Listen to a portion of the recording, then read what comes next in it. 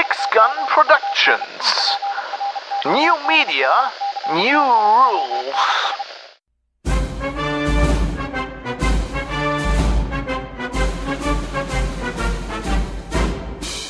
This is Geek News Radio, broadcast 79. For Thursday, January 17, 2019. The Fresno Bee.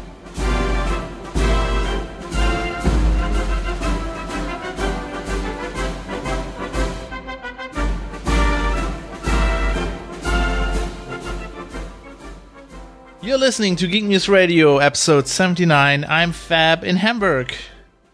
And I'm Mike in Scaries. Hey Mike, how are you doing? Yeah, I'm doing great. How are things in Ireland?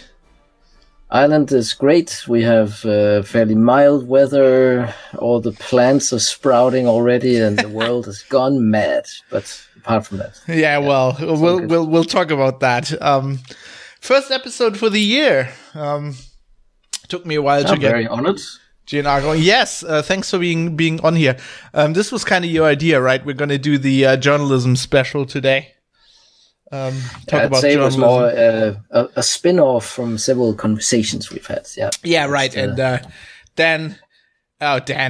Dave has taken Dan's doing other stuff anyway. No, Dave's has taken the option to or just opt out because I think he's being depressed by all the politics, and we'll talk about politics. I'm very sure about this because Can't talk about journalism without talking about politics, really. No.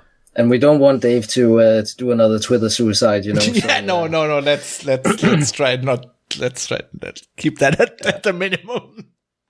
Should be nice to him. So I am ease him in. Yes, exactly. So to fit this, what will probably be a little bit of a philosophic episode, I am on Bowmore. Good Scotch from Ela. Yeah. I have to admit that. My Scotch stock supply is non-existent, so I am on the Sharps Wolf Rock Red IPA here. That sounds great. Wait, I'll have to note that down in the show notes. What was Sharp? So the brand is Sharps. Oh, Sharps. Yeah. Yeah. And it's the Wolf Rock Red IPA. Okay, Sharps is that with an E? Yeah, Sharp and then apostrophe S. Yeah. Wait, I have the wrong file open here. Oh my god, it's the new year. I'm still learning this podcasting thing. I didn't have the show note file open when I started the show. That is always bad. Okay. You're allowed one mistake in the new year. So oh god, that was it. Forgive you. Okay, Sharps Wolf Rock. That sounds great. Yeah, and it is a great beer. Cornwall's finest. And I'm on Bowmore, which is a great Scotch. I have to say my Scotch reserves are non-existent as well, because this is the only bottle I have, and it's nearly empty. I bought that when we went we celebrated the New Year in a cottage in Denmark. Hey, your home country. Yes. Near, I would say it's pronounced Hvide Sande, but I'm guessing it's pronounced completely different. Yeah. Are you ready? Yeah. Hvide Sande. So good. Yes, near there. Yeah. Very nice. I brought this bottle, so we drank a lot of it, and now I'm just finishing off the rest. Good man. That's how you should do it. Drink lots of whiskey. It was so good. So we were there, and they had internet, right? They had really good internet. So we were at friends rented this house, and then they were like, "Oh, do you want to come down in a few days?" And we were like, "Okay, yeah, sure." So Katie and me went down there. They're like WhatsApping us before. It's like the internet's really good. We're watching movies here, right? And I get there, and the internet is like doesn't work anymore. As soon as we get there, and I'm like, "What the hell?" And then they're like, "Yeah, the internet doesn't work." So I'll look around the house, right? I find the router. I'm like, "Why is it up near the roof? What's going on? Why doesn't it have a network connection?" I'm like, "Okay, this is an LTE modem." So they ran through the complete I guess, data plan because they downloaded like a month. No, they downloaded like 60 gigabytes or something. But luckily, it reset on the first.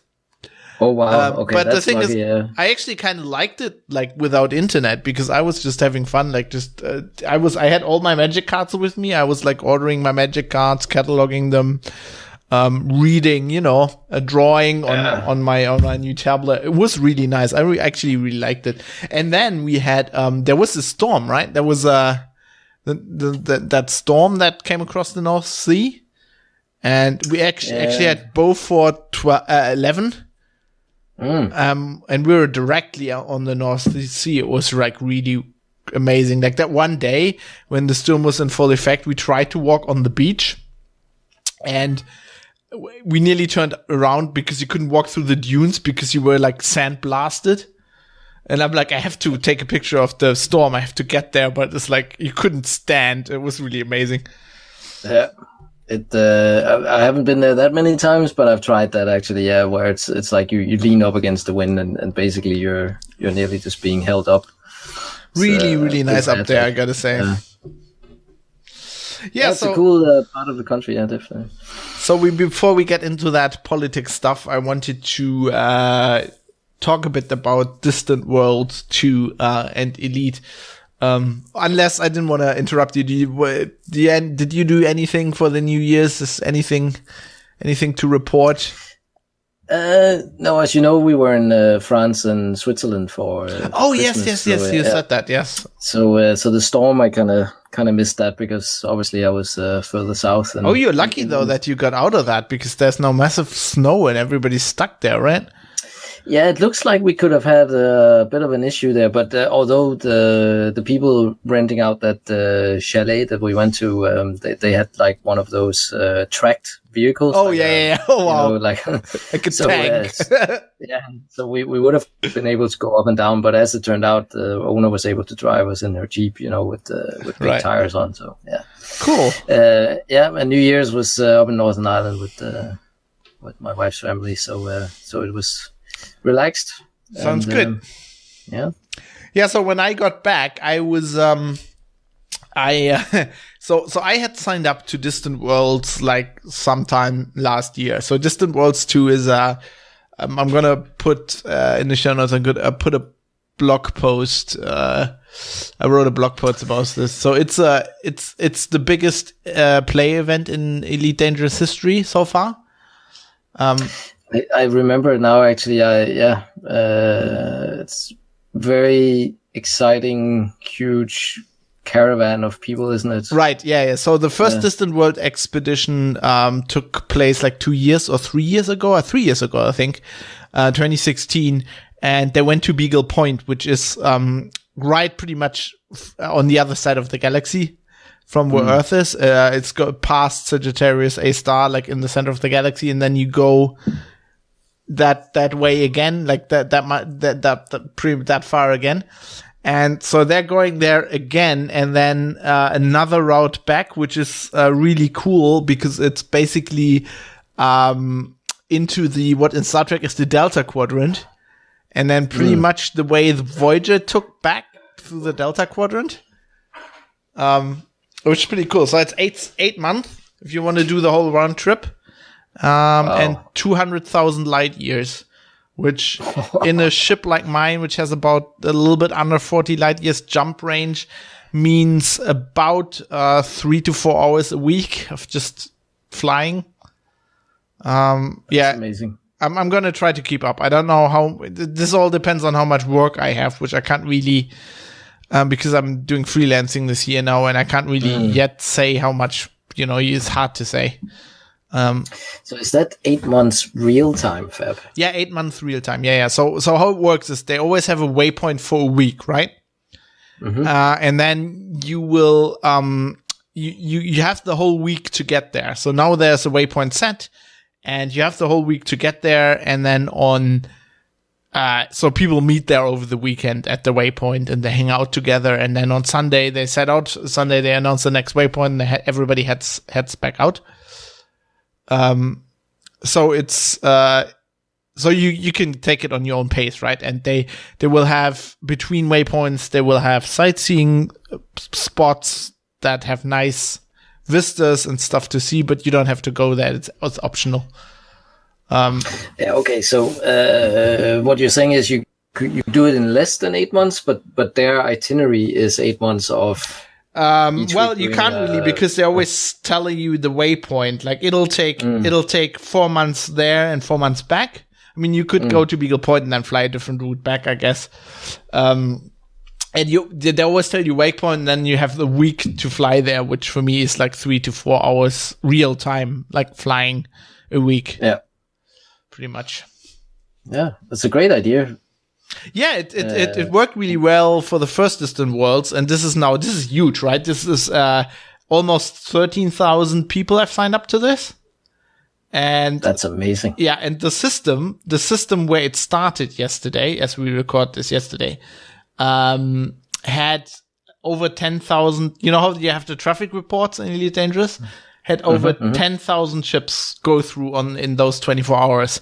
So I guess at least 10,000 people have started. You know, a lot of these won't do the whole journey, but I think a significant amount of people will. This has been organized for months. Frontier is in with it. They're announcing it. It's been announced in game in the news sections, and they have community goals. So one of the first ones will be to build a when we get to Sagittarius A star, they will build a station. There will be a community goal to build a station there that from then on everybody could use. And there's lots of stuff happening, so they're promoting it, and I mean there's patches you can order. There's mugs. I ordered a patch for my flight suit, of course. It's pretty amazing. How many patches do you have now? Because you have some of the truckers, right? I have a truckers one, yes, and that would be my second. So before this started, I was on my own expedition. And I've designed the mission logo, and I'm currently trying to figure out where I can get like a one-off patch made. I'm trying to find a place where you don't have to order hundreds. You know. Was this the Marie Galante? Right, yeah, that mission. I called it DSE 1, Deep Space Exploration 1. I want to get that patch made. So that was also my problem. So I was in the black for 8 months, right? I had signed up like last year, and then I get like the email. It's like, oh, Distant World 2 starting next week. I get like an email from Frontier, from a newsletter, right? And I'm like, shit. I'm like, I have to get there. I was like so I was flying back, but I was like 3/4 of the way. Like if you go from Earth to Colonia, right? I was 3/4 on the way to Colonia. So I had done 1/4 of the way from Colonia back to Earth. And I had a week left. So there was a lot of frantic jumping. Luckily, I'm a freelancer, and I can now in my office, I can both drink in the middle of the day without being afraid that anybody can find me, and I can also go while I do this, I might as well just on the side just jump in Elite.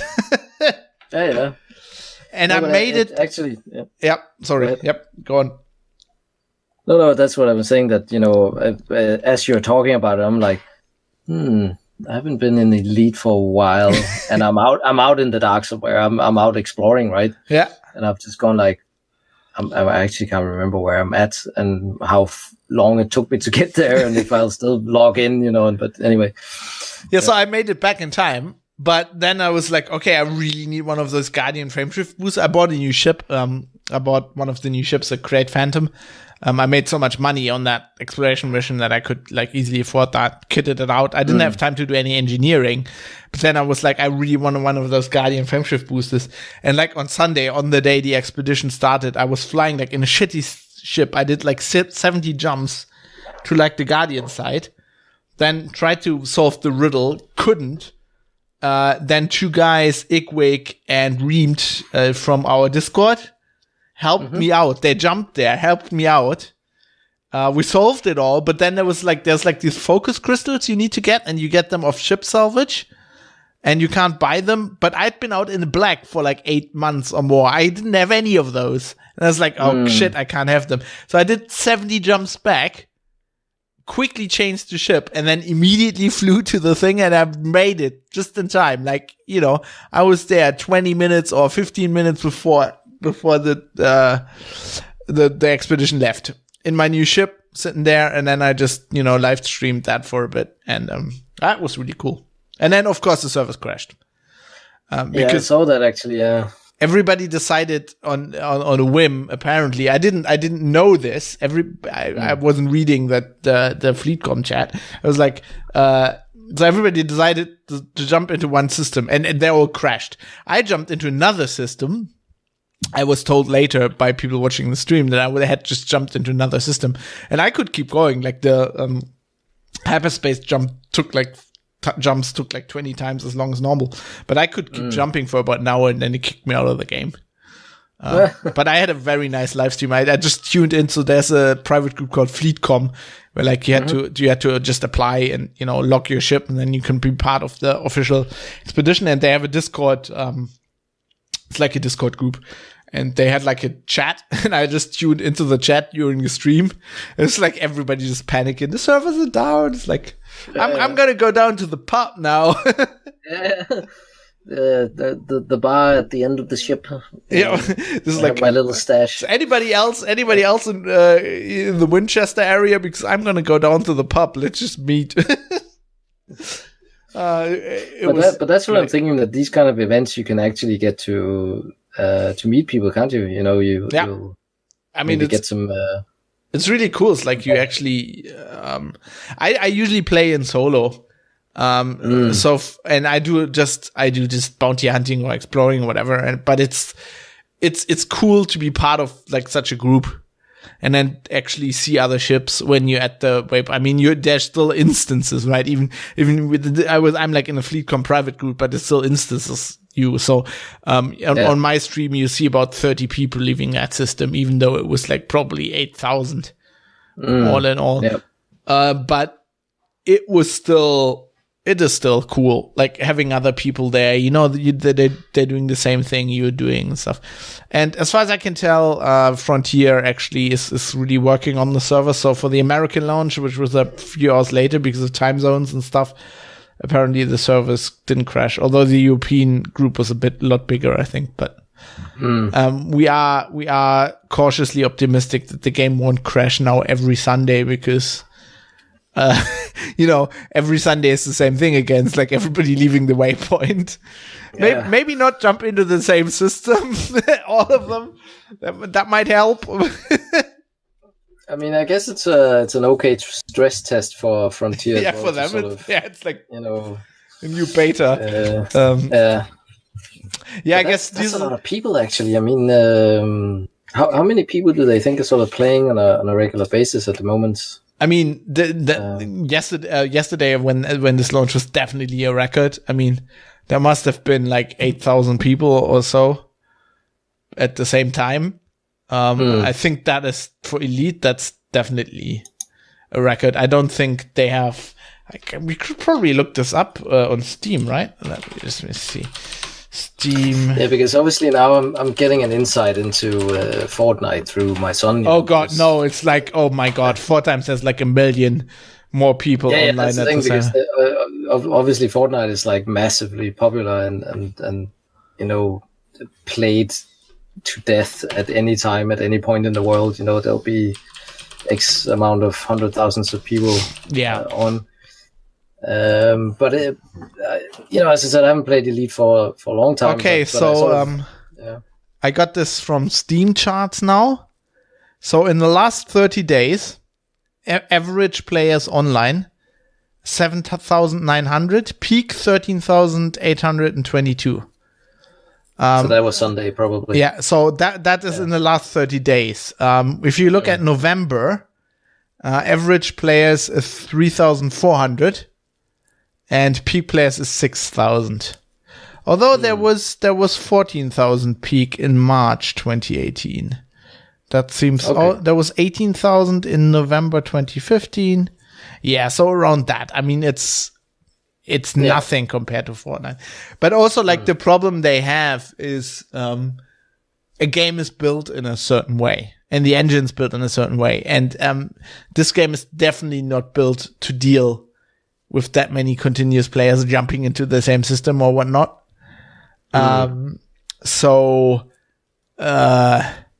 Yeah, it's like, I think they can only do so much. So there isn't Fortnite on Steam, but I guess I'm just looking for PUBG player unknown. Ugh, I can't spell knowns battle. Why can't I spell? Yeah, why can't you? Why can't you, fam? But is that healthy for Elite? Is that within their window of what they expect? I think it's good enough. I would say. I mean, it's not a. All these people have bought the game, It's not like Fortnite, which is free. That's a whole. That's a whole different. That's a whole different economy. Of course. And every time I look at the business model of what the age group of my son, what they're playing and what they're getting into it, and the way they build it up in Fortnite, that the game's free, but then it's so clever with the skins, right? Yeah, because my son was one of the last ones in his class there of mates to be allowed to play it, because basically he told us that all his friends were playing it, and Christine and I said no, because it involved shooting and things like that. And then we had to go, okay, well, you can play it with your friends, that was but we don't want you to spend any money on it. So no money spent, and only with friends. That was the very strict sort of.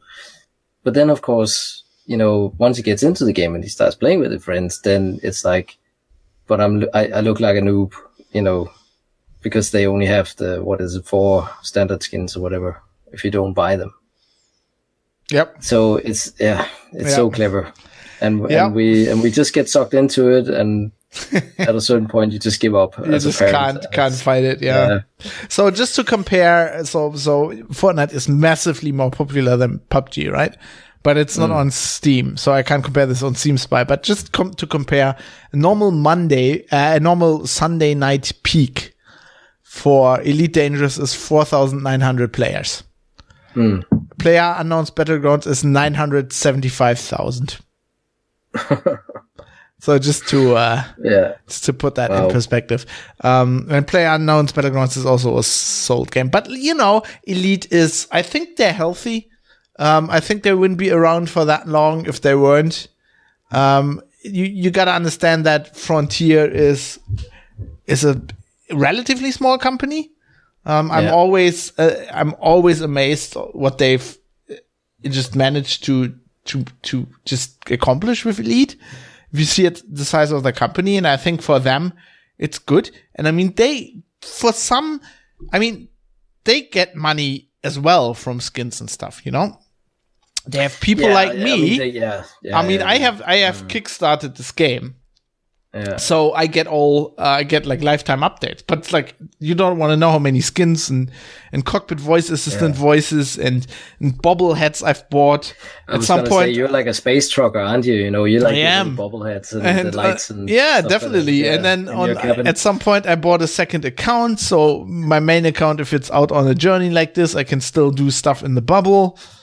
And you just don't want to know how much money I've given them. So it's people like me keeping it alive. but that's because the game is really, really well kitted out already, and there's so much scope still to come in. It's enjoyable if you like the space kind of simulator part, where whatever tickles your fancy, you can right. Yes, but it's a very niche game. I like games like this. This is why I like Minecraft as well, where basically it doesn't have a goal and you make your own goal. But a game like this, I mean, this is a niche game anyway, because to really play it, you need like a HOTAS. I mean, okay, it's on consoles as well and stuff, but like to really play it, you need a HOTAS. Nobody has that except me and a few crazy people like me. And then also like this, I make my own goals play style is just it's for us. It's for geeks like us, right? We like that. But like just mainstream gamers, generally don't like it. I always was amazed that Minecraft took off as it did, especially with kids, because for kids, this is the exception as well, I think.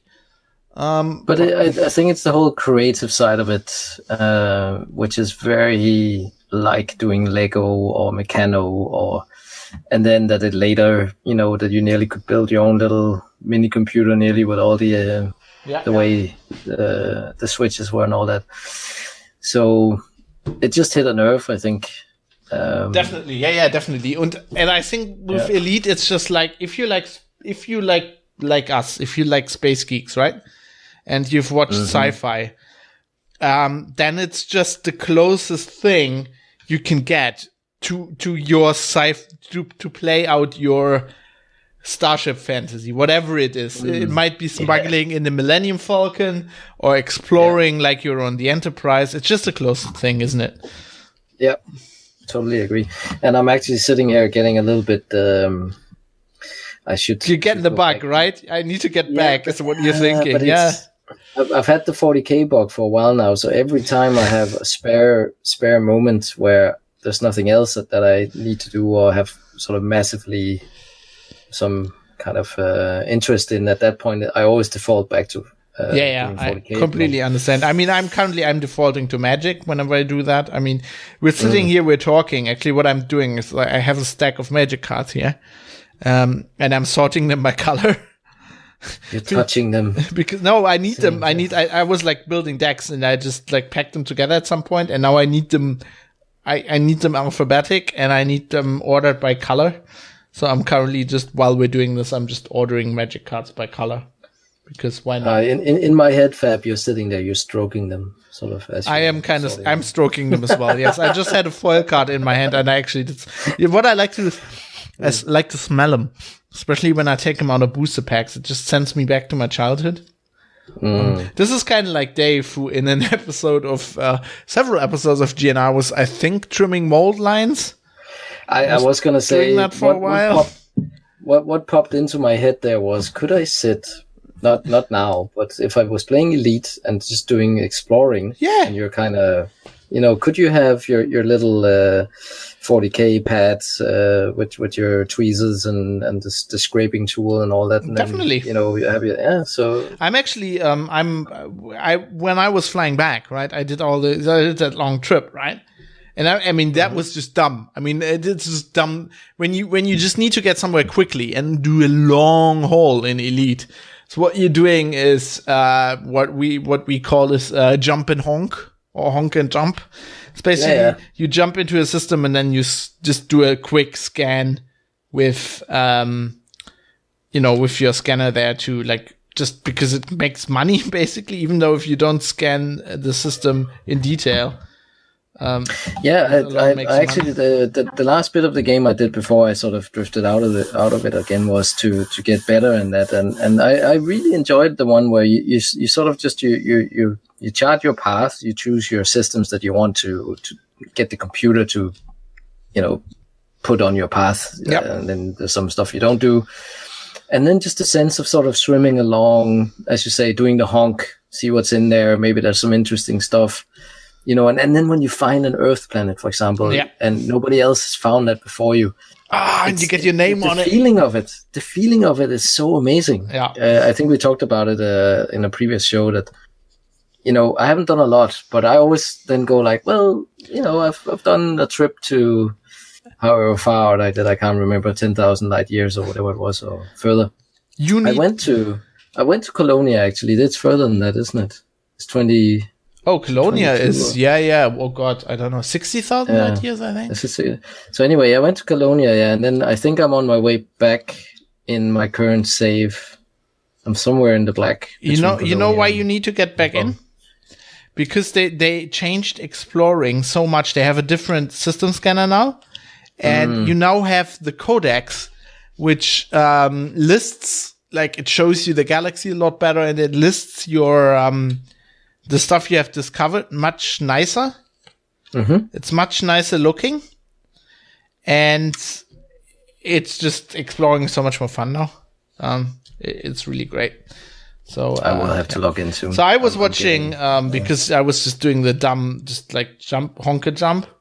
I was watching Star Trek Next Generation, just like on my iPad while I was playing, which works quite well. Like, you know, if you're just jumping. I mean, the only thing you're doing is like you jump and well, then you're a trucker, you know. You fly around. Yes, like a trucker. I was watching a TV show. Yeah, they actually do that, which scares the hell out of me. But yeah. Yeah, you don't want to know what the truckers are doing as they're driving along. Yeah, clipping their feet and all that kind of crap. They have a friend on board, you know, and there's a lot of interesting things. Watching Pornhub on LTE these days, probably. Yeah, so I'm doing that. I will keep the listeners updated on my continuing progress or lack thereof. So we should get into politics. So if you don't like politics, and you don't like hearing about my job, you should probably turn politics off now. Alert. But you will never know if Mike is just like putting in a little special, you know, I don't know, Warhammer figure or something somewhere in the show. A Warhammer Easter egg. Yes. Yes. In the show. Yeah. But yes, I mean, you have been warned. So I mean, your idea was basically talk about politics because it's very and journalism because it all ties in, right? There's this huge debate about fake news at the moment, and I mean the media is massively changing. Yeah, but that's the thing, because I think several times that we've had a show and obviously we would need people to tell us if they find it interesting, because I know I sometimes go into like a philosophy mode, but that's why we talked about having this episode where we can spend a bit more time and not scare off Dave as well, you know, because it can get a bit hairy, because I think we can start a bit with my background, and this is that obviously I'm not a journalist, but when I did go to university, I did take some classes in communication theory and cool. sort of audience and so analysis. You've got one up on me there. I never did.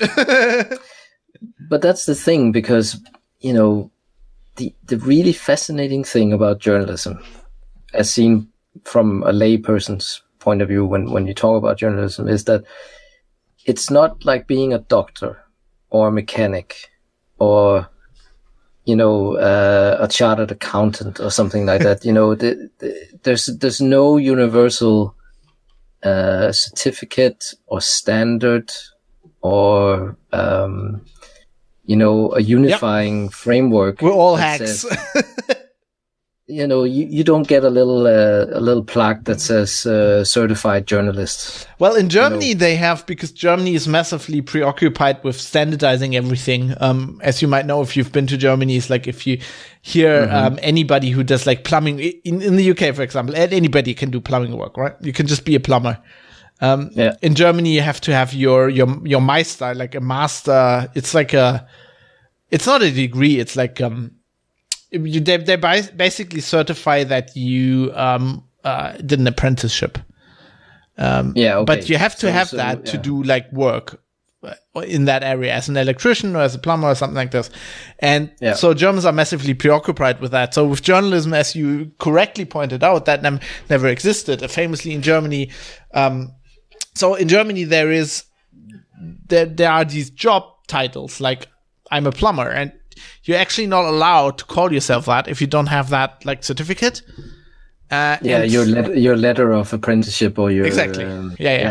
So in a sharp contrast, anybody can call themselves a journalist.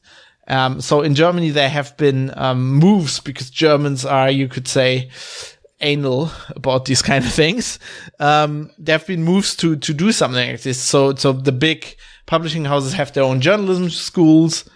We have a press ID card, that to get, you basically have to prove that you did some journalism work. Although for a while they gave them out to pretty much any blogger, then that was a big debate, like if you're a journalist, if you're a blogger. But so we have tried. But in general, yes, you're right. We are all hacks, and we all do this. Well, that sounds really bad, and I think I think that's probably what we want to sort of tease out or explore a little bit more, when we're talking about this, because I think the world's at a, let's say, one of those crossroads, or the digital age has arrived with a bang, where, has enabled anybody to publish, right? Before you had to have a printing press. Yeah, because back in the day, I guess, journalism existed, but it was a tool for the government or the powers that be in whatever region or country to sort of pass on their message, right? I mean, 1700s, right? Yes, yes. Old, at first, back in, all the parties, like all the political parties, had their newspaper, and that were the newspapers. Exactly.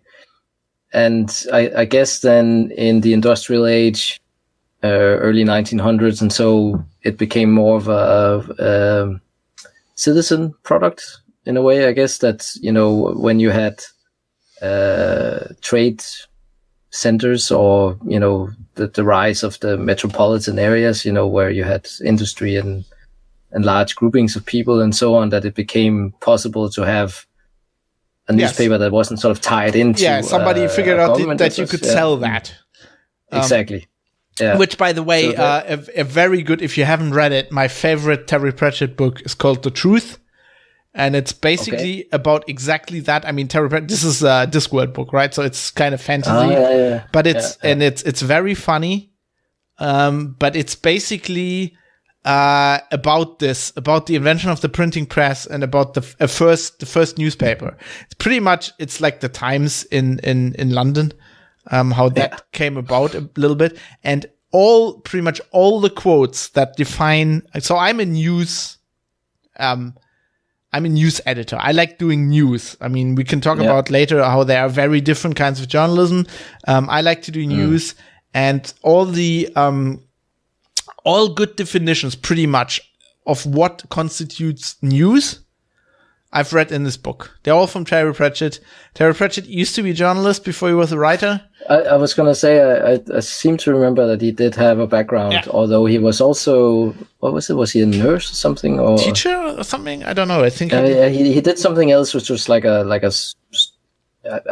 it like a soft, like a social worker or a nurse or. Yeah, he did. He became a writer very late in his life.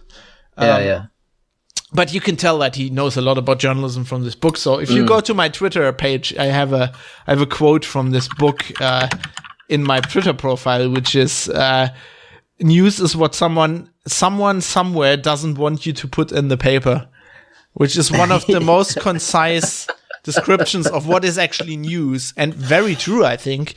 That I've read, which is from The Truth, from Terry Pratchett, The Truth. So that's a very good book, just a book recommend. It's also very funny. It's a light read, and it's a heavy read at the same time, which some of the best books are. Yeah. But because in a way, it is a kind of art as well, isn't it? Because, when I say the arts, I talk about it in a philosophical sense as the things we do to make a mirror of our society and ourselves. Yeah, what is so weird about journalism is you get into that is, I think, it is a very peculiar mix of craft and art that very few things are. So it's definitely not pure art. Which, I mean, there's an interesting divide about people who've been writing or basically developing theories, high-level theories about journalism, and there is a group of people who say it's art, and there's a group of people who say it's craft. And I'm one of the people who say it's in the middle. So it's not pure craft. At least I think if you do it very well. I mean, you can do journalism where it's basically just craft. Which is like, there've been these debates about AI writing news stories, right? That's what you will get if you do journalism, if it's just craft. And it's definitely not pure art, because I would say writing writing high concept novel. That's as close as art as you can probably get with prose. I would get, if we don't get into like lyrics, lyrics or poems. There is definitely you can write a kind of essay that is art, but that is usually a very abstract representation of society, if you know what I mean. I mean, because we're talking about something where you always, as you said, where you're always commenting on society. So if you write a very high concept sci-fi novel and you're actually commenting on society as it is, right? Yeah, that would be close to art, I would say, but that's not really journalism then. Yeah, but I think you're exactly correct that it's a sliding scale, isn't it? Where I don't think we'll ever nail down what is the right way to be a journalist. Yeah, exactly, I mean, because it's also changing. So very famous. I mean, something we need to talk about is the recent scandal that Der Spiegel has had in Germany. Which I saw this. Was this a guy that wrote? Klaas Relotius. Yes. So, yeah. I heard about this. So he basically made up some. Yeah, he made up stories and facts and stuff. We can talk about that before we get into that. Yeah. So the title page for the Spiegel story where they said this has happened and they were writing about it, they made that a title story. And on the title it said "Schreiben, was ist," write what is, which is something that Rudolf Augstein, who founded Der Spiegel, that was like his motto. And if you walk into they say this like in the editorial, if you walk into the building, the current Spiegel building, here in Hamburg, if I actually been there as part of journalism school, basically, it says that in big letters. And also that I think is a very concise, definition of journalism. That is definitely true, but it's not everything. I mean, one of the interesting things about the Relotius thing. So basically, Der Spiegel is a weekly magazine in Germany. It's one of the bastions of German journalism, probably of the world, except nobody really outside of Germany knows the name, but they would get referenced actually. Obviously in Denmark we would know what the Spiegel is because it spills over there. But I think in the English speaking world, it doesn't get referenced. German publications usually don't get referenced a lot. But I mean, they are a bastion of journalism. They are not like, if I'd say they're like the Washington Post, that would be underselling it, because in the US there are more newspapers or magazines like this, right? In Germany, I mean, it is Der Spiegel. They are massively proud about their fact checking. They have they have a special fact checking department like nobody else has. So there were always two magazines in Germany who did like this weekly kind of thing. One is the two big ones are Der Spiegel, and the other one is Stern by Gruner und Jahr. Oh, Stern, yeah. Now, they famously fell for the Hitler diaries. So there was a guy who, I think this in the 80s or maybe the 90s? And so he said that he had been a soldier, or his granddad had been, or something like that, right? And he had found a box or something, wasn't it? Right, yes. So this was in 1983. So in the year I was born. So this Konrad Kujau, this guy who said he has the Hitler diaries. Basically, he made them up. He took books that were from the era, from the 30s, like blank books, and then he faked Hitler diaries. And there was a little crap in there, but on they looked kind of. They looked legit, and they sent him up these days. The Stern sent these to people who analyze the paper, who analyze the handwriting. Now, the most striking thing about these books is they were engraved, with FGAG.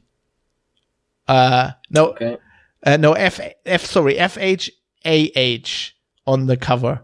Now, I think they were wasn't, no, it was FH, I think. Anyway, it wasn't H, AH, right?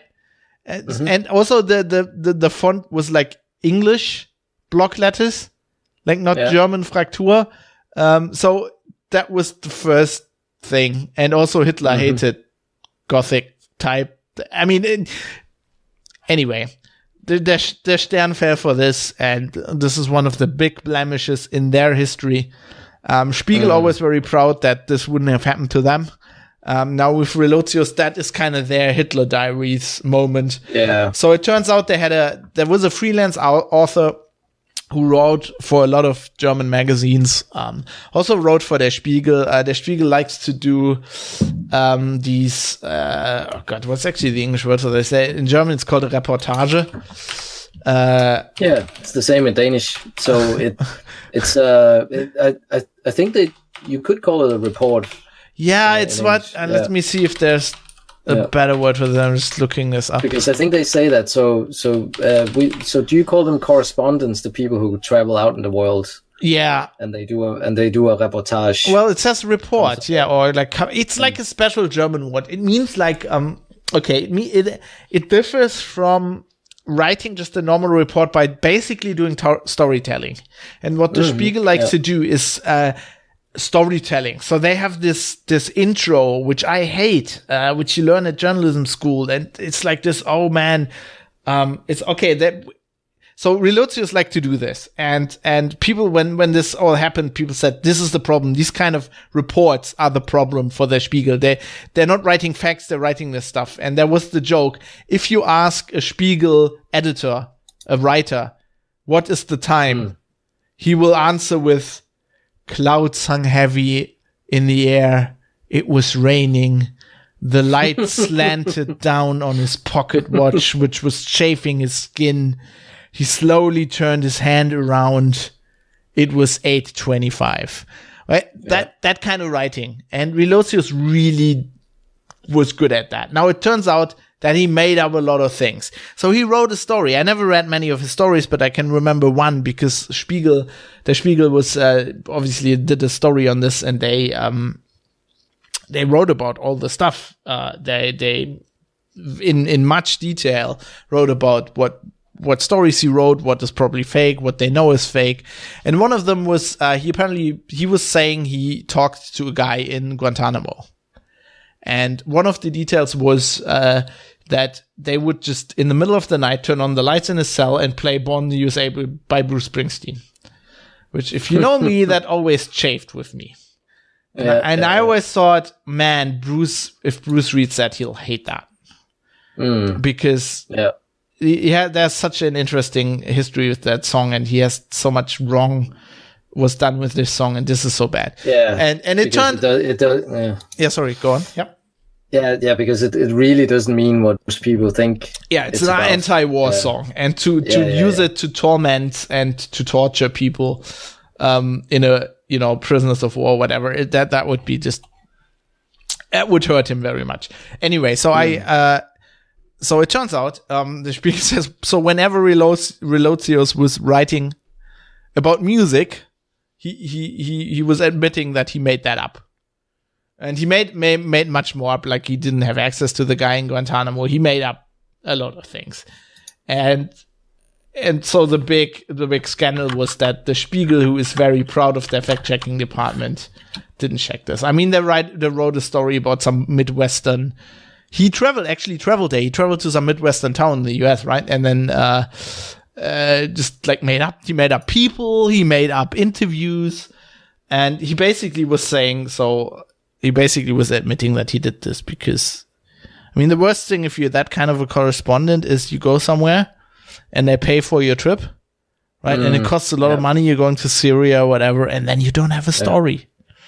Now, the Spiegel took pains to point out that they are like pretty much no other news organization, at least in Germany, is like they calculate this shit. And they say this is normal and this happens and you will not get punished inside the company for if this happens. But I can tell you from personal experience, as somebody who is not even flying anywhere, if you tell your editor-in-chief, I'm doing this story, and I will get the story done. And then you do research for days. And you're only working on this. I'm not even traveling anywhere. You're just working on this. And then after 3 days or 4 days, you have to tell your editor, I'm sorry, this is not a story. You feel extremely pressured and extremely under stress. Because you're basically telling him you just wasted 3-4 days. And if you're like a programmer or whatever, just imagine what that feels if your boss gives you a task and then you go at it for 3 days and then you have to admit you cannot do it. Yeah. It's not viable. There's not enough meat on the bone, or it's it's inconsistent or whatever it is. I just can't do it. It's like you will have that in any job, right? That's just a horrible feeling. So from that point of view, I can kind of feel at least where he was coming from. I'm not defending him in the slightest. I mean, you cannot, if you call yourself a journalist, you cannot then go and make stuff up. I mean, although the one thing I will say is it's also not cut and dry. Because at some point, whenever you're writing, and I know people will shout fake news when I say this, and people will shout, but the reality of this job is if you're a good journalist, you will at some degree always change. Like, you won't change facts, but you will, like, the act of writing something and the act of making it nice. There's always like a little bit of embellishing, or you leave stuff out, you know? And I think that's the human side of it, right? Because as you say, if you had machines doing it, you would either get everything, and it would be this jumble of information that very few people would find useful, but it would be truth in the sense that they've given you all the information available, right? Or as you say, if you're in a story writing sort of corner where it's more fiction than facts, then you've done something wrong as well, right? Exactly. So we're back sort of at the. You need to get it has to be, yeah. It's a scale, right? Yeah. You have to shine the light on the stuff that's pertinent, and also you have to make it a nice text. I mean, the art is doing that and still presenting the facts. The art is giving the reader, when they read it, the truth, even though it's not. It's hard to explain. Okay, let me try. So I do tech writing, right? And I worked for Heise. And a normal thing will be, you have an open source project and they have released a new version of their software, and they will put out, and I'm not making this up, like if you put it in Word in the 12 point, whatever the normal font is, right? They'll put out 8 pages of release notes. Now, in these 8 pages, there's 3 interesting things. And like, if they don't know what they're doing, if they have no PR sense, whatever, it'll be buried in there. It won't even be at the top. It'll be in there. Yeah. And now what you have to do is you have to pick out the stuff that's interesting, ignore all the stuff that's not interesting. But sometimes you also you can't just ignore stuff. It might not be interesting, but you still have to mention it because it's still important. And then you have to make a text out of it that's readable. And I worked with people before who come from, lots of people in this field, and lots of my former colleagues are very, very, programmer minded, right? They think like programmers, and they would be like, okay, we can't leave this out, or you have to write it in that order. If you don't do that, it's not 100% correct. Now, the thing is, they are technically right, which, as Dave would point out, is the best kind of correct, or also the worst kind of correct, because they are right. But if you do that and you put the story out, and then from 120,000 readers that see this story in the next 4 months, 1,000 thinks like you do, like your programmer mind. And they will read that. And all the others, hundreds of thousands of people, will not read it because it is fucking boring. The same thing goes with headlines. There's it's like a slider between a technically correct headline that will telegraph to anybody, this is fucking boring, don't read this, on one side of the scale, and then clickbait on the other. Yeah. And as an online journalist, you will constantly, especially in technical field, you constantly get people saying, well, that's clickbait. Now, clickbait to me, the definition of clickbait is, if somebody reads the headline, you are making them click under a pretense of something that isn't in the story. You're misrepresenting something grossly, so they'll click on it because they think something is in there, or it says something and it won't say that. But you will also get people saying that's clickbaiting if you just sensationalize things a little bit, which isn't in itself bad, because this might be a really educational story that people want to read. But if you give it a completely correct, like a technically correct headline, nobody will read it, right? So you need to pick something out of there that makes it sound interesting, even if it's not that interesting. If you get people to read it and then they learn something, right? That's a net win. It's the what was it that was taught at the inverse pyramid, right? That yes. you have the most of the information at the start. No, actually, the news pyramid is actually, you have the important stuff at the top. Yeah. So that people who just want to read the really important news stuff read that and then can stop. And then you go into the detail the further you read. And the skill is to draw people in, right? To get people, especially online, where attention spans are really short, to get people to read into the details. I mean, they don't have to, but if there's interesting stuff in there, right? I always try to get people in there because they might learn something.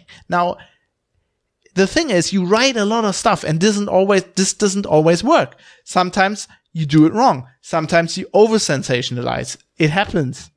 Right? Sometimes somebody else changes the headline and then you can't do anything. You get shouted down for fake news. I mean, that happens as well. But like, it's but this is what I remember from communication theory, right? That back in the 50s, the people who studied this, they kind of, what they had was as a theory that, you have your message, you select your channel to present your message, and then they sort of imagined people as these open containers where they were basically just, the information was just sort of shoved in and then you consumed it, right? And that was communication theory in the 50s. Yep. And obviously people today in the environment we live in, you when you hear that, you go like, but that's clearly not. Well, they had, back then you had one newspaper, you got delivered to your door. You read, you read, like, you took the first page. Literally, most people read the first page, read everything on there. It doesn't matter what it is. It was on the first page, you read it. Right? Yeah. That's not how it works these days. It was about choice and channels and so on. And then, of course, I think what I've grown up with is postmodernism. Because I think modernity had the thing where, okay, you can theorize about communication and people's interaction and all the social sort of social studies, things like that. They were all sort of meshed together and came together in postmodernism, where you started having what they call audience analysis and sort of your point of view, right? Because you will consume information based on your personality profile and your knowledge and where you've grown up. Right. Yeah. You'll read Heise if you're an IT nerd. Otherwise, you won't read Heise. Right. And there might even be a further distinction, right? Are you an IT nerd that likes consumer goods, or do you like industrial systems, or that kind of thing? And that's why Heise has channels, right? I worked for the security channel. There was a security channel. We had people who only read. I mean, you can see this. The good thing about online is you can analyze all of this. So tracking isn't only bad. It helps journalists in a massive way, because we could see that there were a huge number of people that only read Heise Security. They didn't read any of the other stories on Heise, like I don't know, the gadget stories, the industrial. They wanted to know about security.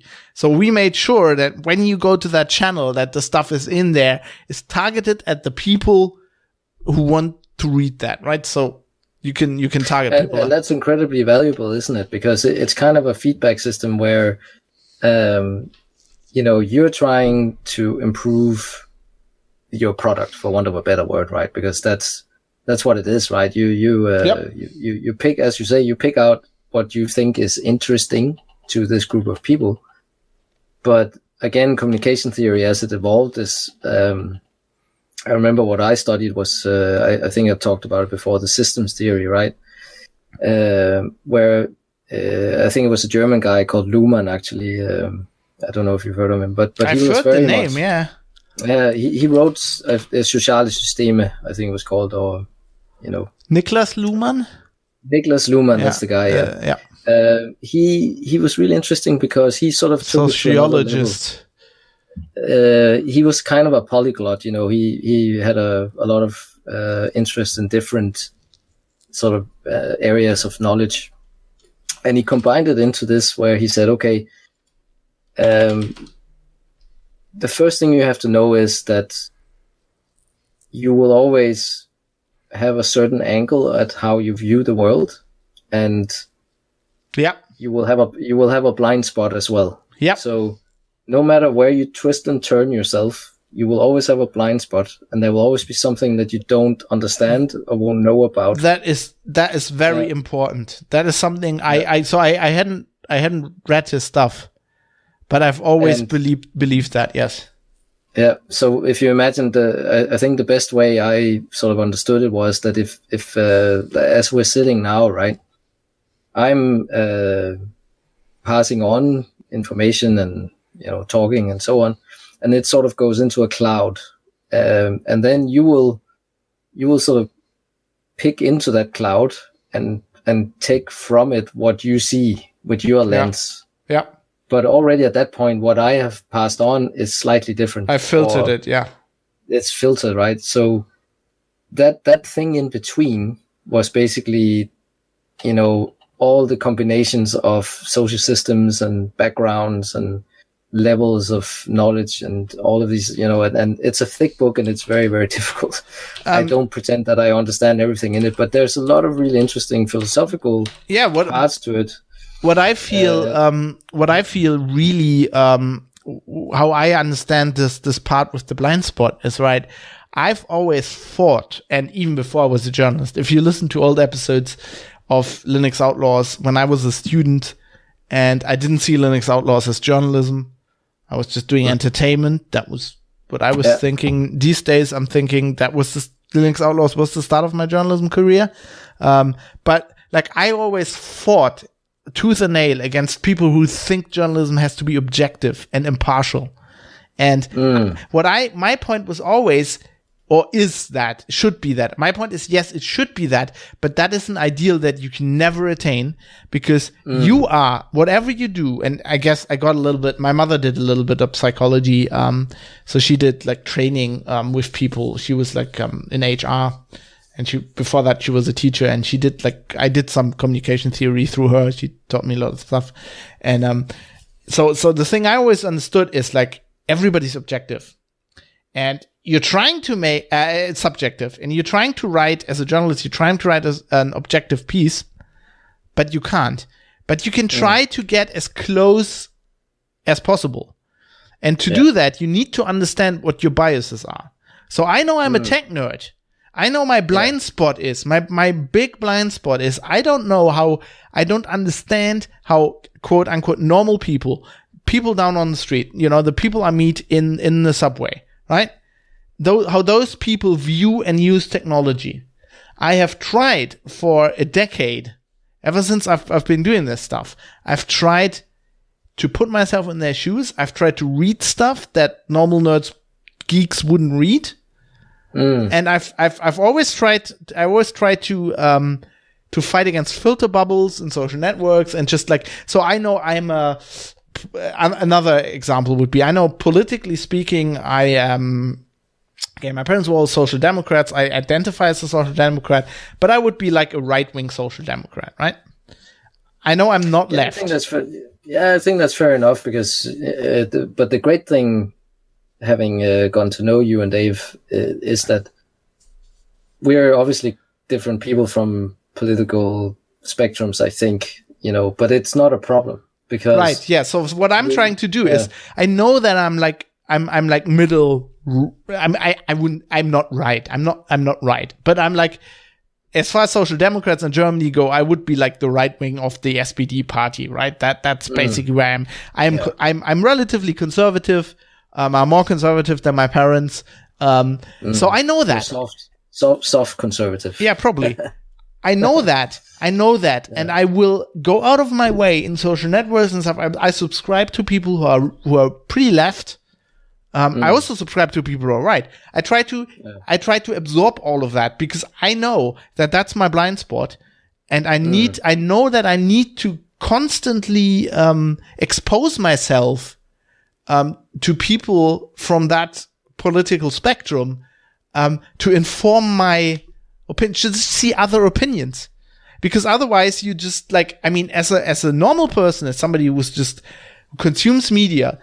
If you go and get in the filter bubble like this, and you start consuming only that stuff that you like to see, that is bad enough. That will, if enough people do that, that will destroy our democracy. I am very sure of that. But if I do that as a journalist, it is professional suicide. Yeah. And I know a lot of journalists who are exactly like that. I have had colleagues who have a blind spot. They live in that blind spot. They have no intention of going out of that. And I think that is pretty much the worst thing you could do as a journalist. I find this worse than, let's say,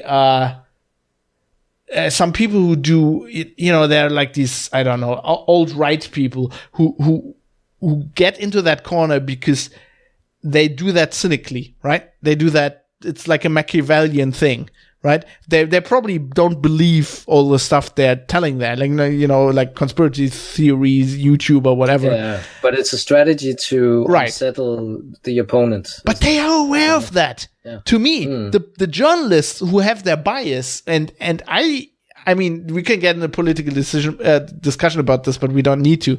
I actually feel a lot of these people are fairly left.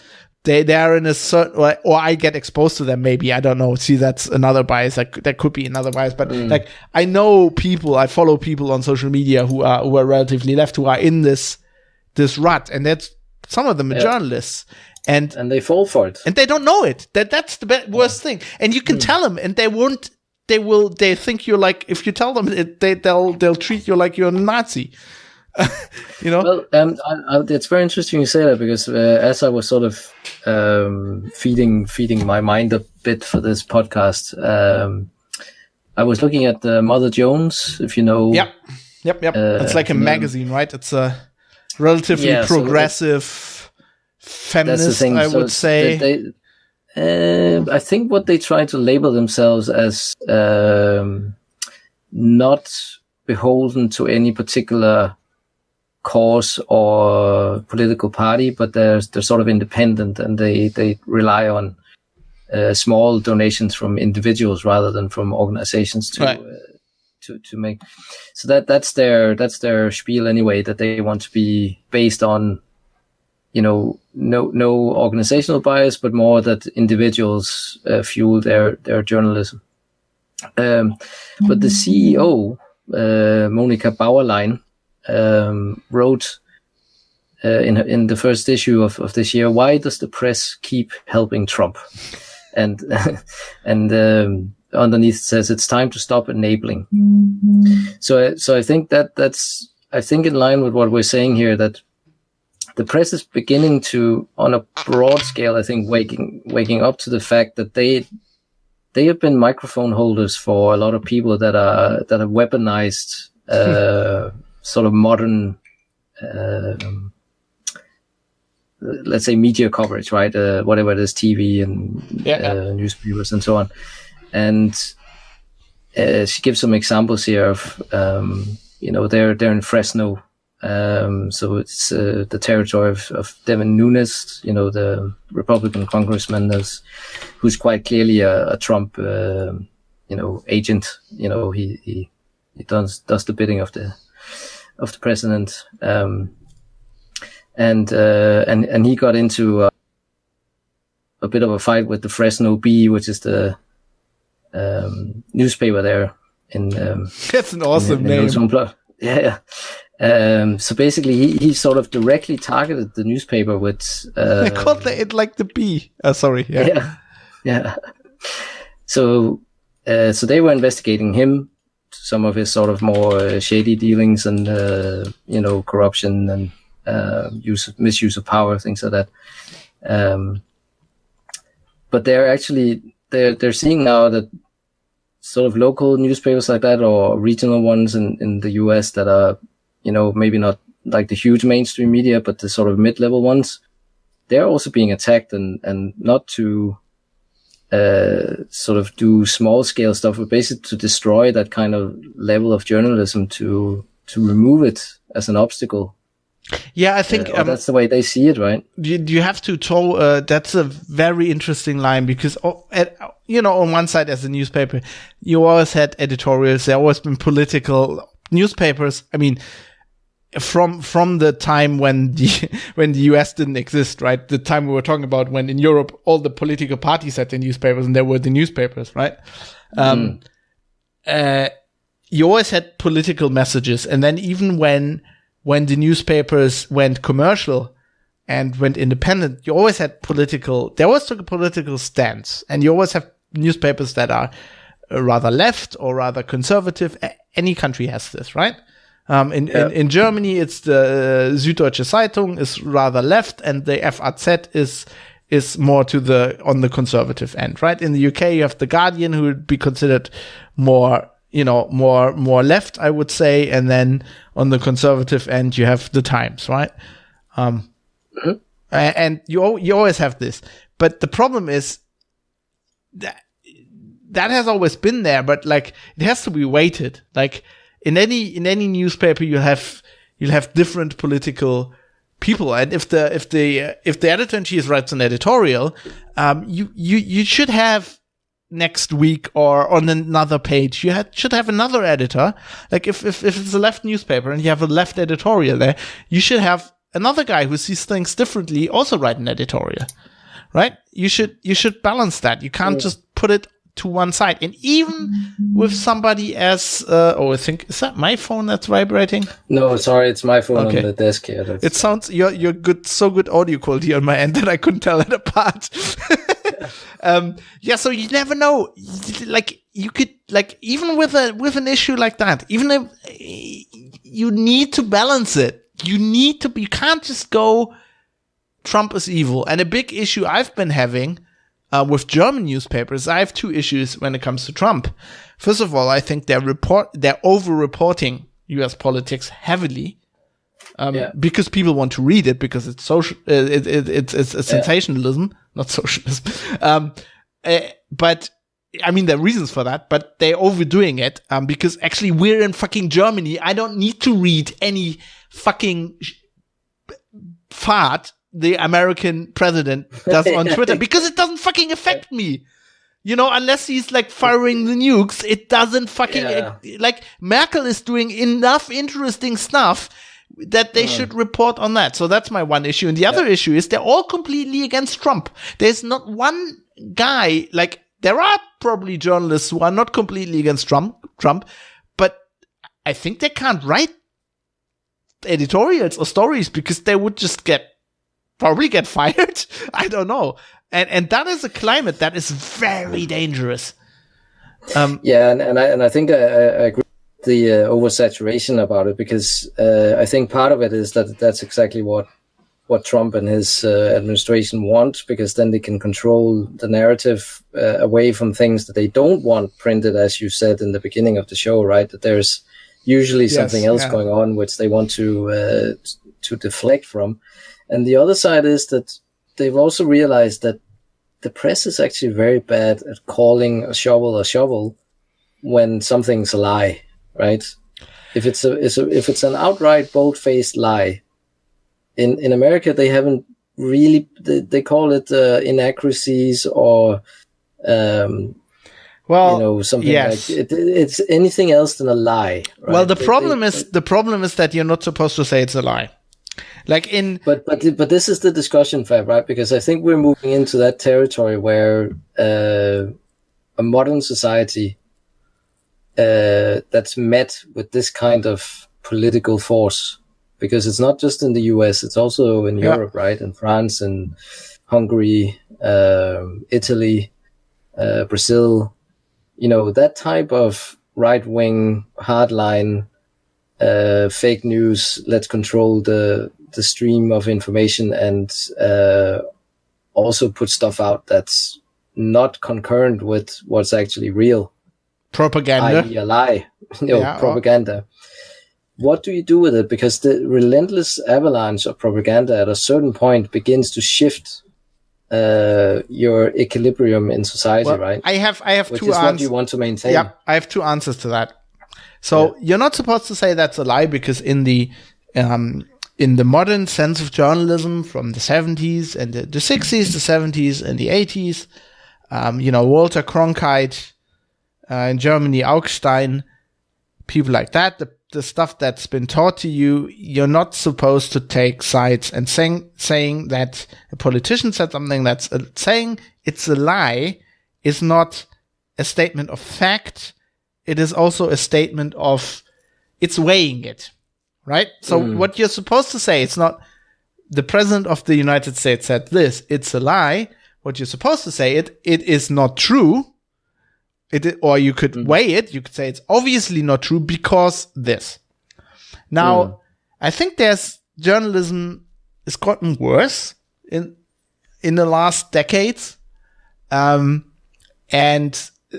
so journalists have gotten worse in I have so many phones here. So like cool. That was actually amazing. Sounded like a bee in the microphone. I have to full disclosure to our listeners. I've invested in a new microphone. Oh yeah. You've got it's not too good. You've got now Dave's problems because it's a Yeti and it's too good. I thought that was the Fresno Bee. That's going to be the show title. They've heard us. The Fresno Bee is there. Anyway, so journalists have gotten worse. I would even say in some cases they're cowards. They are so afraid of feedback and backlash that they will not even say the president said this and it's wrong because here are the facts.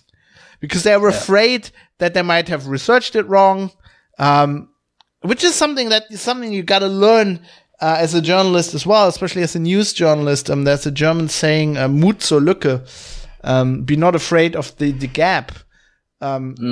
Research something to a certain point, and then you have to get the story out, and you have to live with the fact that it might be wrong.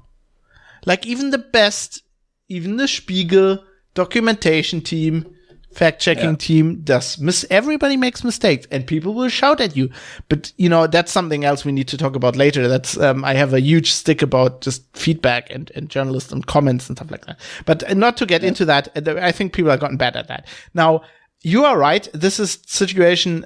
So journalists have gotten worse at that. And the situation is made even worse by this political onslaught that you've been talking about, right? Yeah. That we've been having, which is not unprecedented. Which has happened in the 1910s and 20s and 30s in Europe and in America. It has happened before. And if you look at what the press did back then, is because that was a lot closer, I personally think, to that. Actually, you build a great. What you said in the beginning was completely right to get into this topic because. Journalists back then were still used to newspapers being party organs, right? Yeah. And they were still used to just saying stuff and not afraid of of making their opinion known, because that was not something that was in the, like, in when you learned journalism and when you learned the craft and when people read newspapers, that wasn't looked down upon as it would be today. So they were completely unafraid to say, you know, Hitler said this. This is a lie. I mean, because it was quite clear that they were from a different party, and they were, you know, before the environment got toxic. Right. Yes. At some point, you couldn't say that anymore. Of course. Yes. Yeah. But in the beginning, they were able to say, yes. Okay, read these political upstarts or whatever. Read the newspaper stories when Hitler was agitating in the beer halls in Munich. When he didn't have any success, he was preaching hatred. He was shouting every night. Read the newspaper stories from not only left newspapers, also conservative newspapers who were beholden or belonged to a different group of conservatives. You know, for example, the ones that were, I mean, one of my favorite topics in history in university was I did Third Reich a lot and stuff like that. If you look at the newspapers and the people and the commentators who were, as they said, Königstreu, you know, who were still beholden to the king and the emperor dynasty, you know, before World War One, they didn't like Hitler. It took a very long time for those to come in line with the Nazis. And if you read newspaper columns from editors and editors-in-chief back then, arch conservative people who were much more conservative than Hitler, right? Talking about his conservative theories and how they were dumb. So, for example, that is he was a rebel to them, right? He was kind of like, actually, you know, I don't want to compare people to Hitler because it's often wrong, but like there are certain parallels to Trump. I won't say Trump is like Hitler, but he has something in common, which is to a arch conservative Republican, he is a nightmare. He is doing things that are not conservatives at all. So what I'm missing, actually, ever since Trump ran for president, I'm missing the conservative voice in the US. And I mean, I'm not the only one to saying this, right? In the Republican Party that are fighting against Trump, where they're saying this is not the ideals, this is not the values that we stand for, right? These are not the values of the Republic. We're Republicans. If you're an arch conservative patriot in the US, you are like the ideals you're going back to are the founding fathers, right? And what they said. And if you compare those ideals to what Trump's doing, you must be crying in horror. Yeah, and I think there the sort of evil genius or whatever that has happened, not that it's one person or whatever, but what I seem to glean from it is that in this case, a lot of the Republican Party is beholden to a handful of very powerful organizations that have then thrown their lot in with Trump, and they all have something on sort of, you know, most of the key players that keep them in line with whatever it is that he wants to do, right? And that's probably what's the new thing here is that also the checks and balances, even on their own party front, have been removed or neutralized. And also, it was like just the other factor, which is was just a how it is often in modern democracies, just a fact of the moment that Trump was running against Hillary. Who also is not a very conservative, right? She was the definition of a neocon. And there were definitely a lot of, as I would have probably, as a conservative, I mean, I don't know. But, you know, if I had grown up in the US, it might well be that I would be voting Republican. And I probably would have rather voted for Trump than for Hillary, not because of the email stuff, but because of other stuff where she was just a lot more hardline, and a lot more down with Guantanamo Bay and stuff. And, you know, and there's definitely stuff that Trump said, you know, that he hasn't done now, where he was really against that. Turned out, in practice, He's just as bad as a neocon as Hillary was. So now you wouldn't. No, I definitely wouldn't. But I probably like if I was in the US, to be honest, I wouldn't have voted for any of them because the two party, I would have probably out of just pure idealism, I would have voted for an independent. Your American twin or your American doppelganger, right? Would have probably voted for an independent just because that two-party system is just not healthy. But I do understand probably more than a lot of other people, especially in Germany, why you would have voted for Trump. Now the problem is, it's not a problem. What people don't seem to understand is like when they call, like, I haven't read this Mother Jones thing, but there's lots of journalists who are like, why didn't the press this, or why doesn't do the press this, and they're journalists, right? And what they often don't understand is the press essentially, especially politically, is just the mirror of society. The press isn't just, they're not in a spaceship that hovers above the earth. You know, they're human beings like everybody else. They're part of society. There are members of the same political parties. They have the same biases as other people. And so in general, the press is just like a mirror of society. So if the society is blind on a certain eye, and you can see this in Germany, when Hitler had gone to power, the press was definitely didn't pick up on the same things that the people voting for Hitler didn't pick up on, right? There were very few people who did and who wrote about it and called it out, but there were very few people. Yeah, and they got removed fairly quickly as well. They got removed very quickly as well, yes. Yeah. But the general problem was like the press didn't pick up on it for the same reason that people didn't vote against him, because they didn't pick it up. There's only so much you can expect from the press.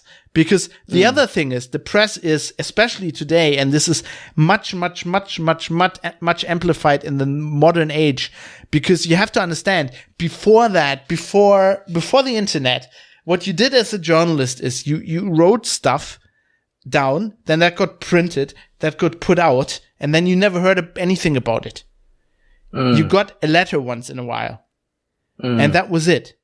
And you were much more writing into a void, and therefore much more expressing your own feelings and your own, as you said, you know, like that angle you have on things, you know, the stuff you're picking out of the cloud, right? When somebody says something. Yeah. So when Trump gives a speech, the stuff you pick out that he's saying, you were reporting what you got out of that, and you didn't have the echo chamber. Now you have tracking, you have comments, you have social media, so you will hear directly, you will get reflected back at you what you did, and so that means that you're in a feedback loop with your audience, and you're much more attuned to your audience, and this has good facets, as you know what they want, and you can write to what, I mean, we talked about, you know, what I did for as a security and stuff like that. As a good journalist, you will learn what your audience wants to read, and you will cater to that. The downside is that's a feedback loop. So, so if your audience has a blind spot, you will pick up that blind spot probably. If you do what you like, there's always a certain thing where as a journalist, you don't do what your audience wants you to do. You will write stories that they don't want to read because they're important. If you're a good journalist, and it's kind of a reflex that you need to use. Yeah, you're improving your product, right? Often, isn't it? Yeah. Let's say it's like in everything. It's like in Warhammer. Let's talk about Warhammer, because people will complain. So enough in Warhammer. Nicholas is happy now. Yeah. if I'm a miniatures designer for Games Workshop, right, and I think, if I think, okay, I'm designing, let's pick something very controversial, right? If I'm designing female miniatures, right?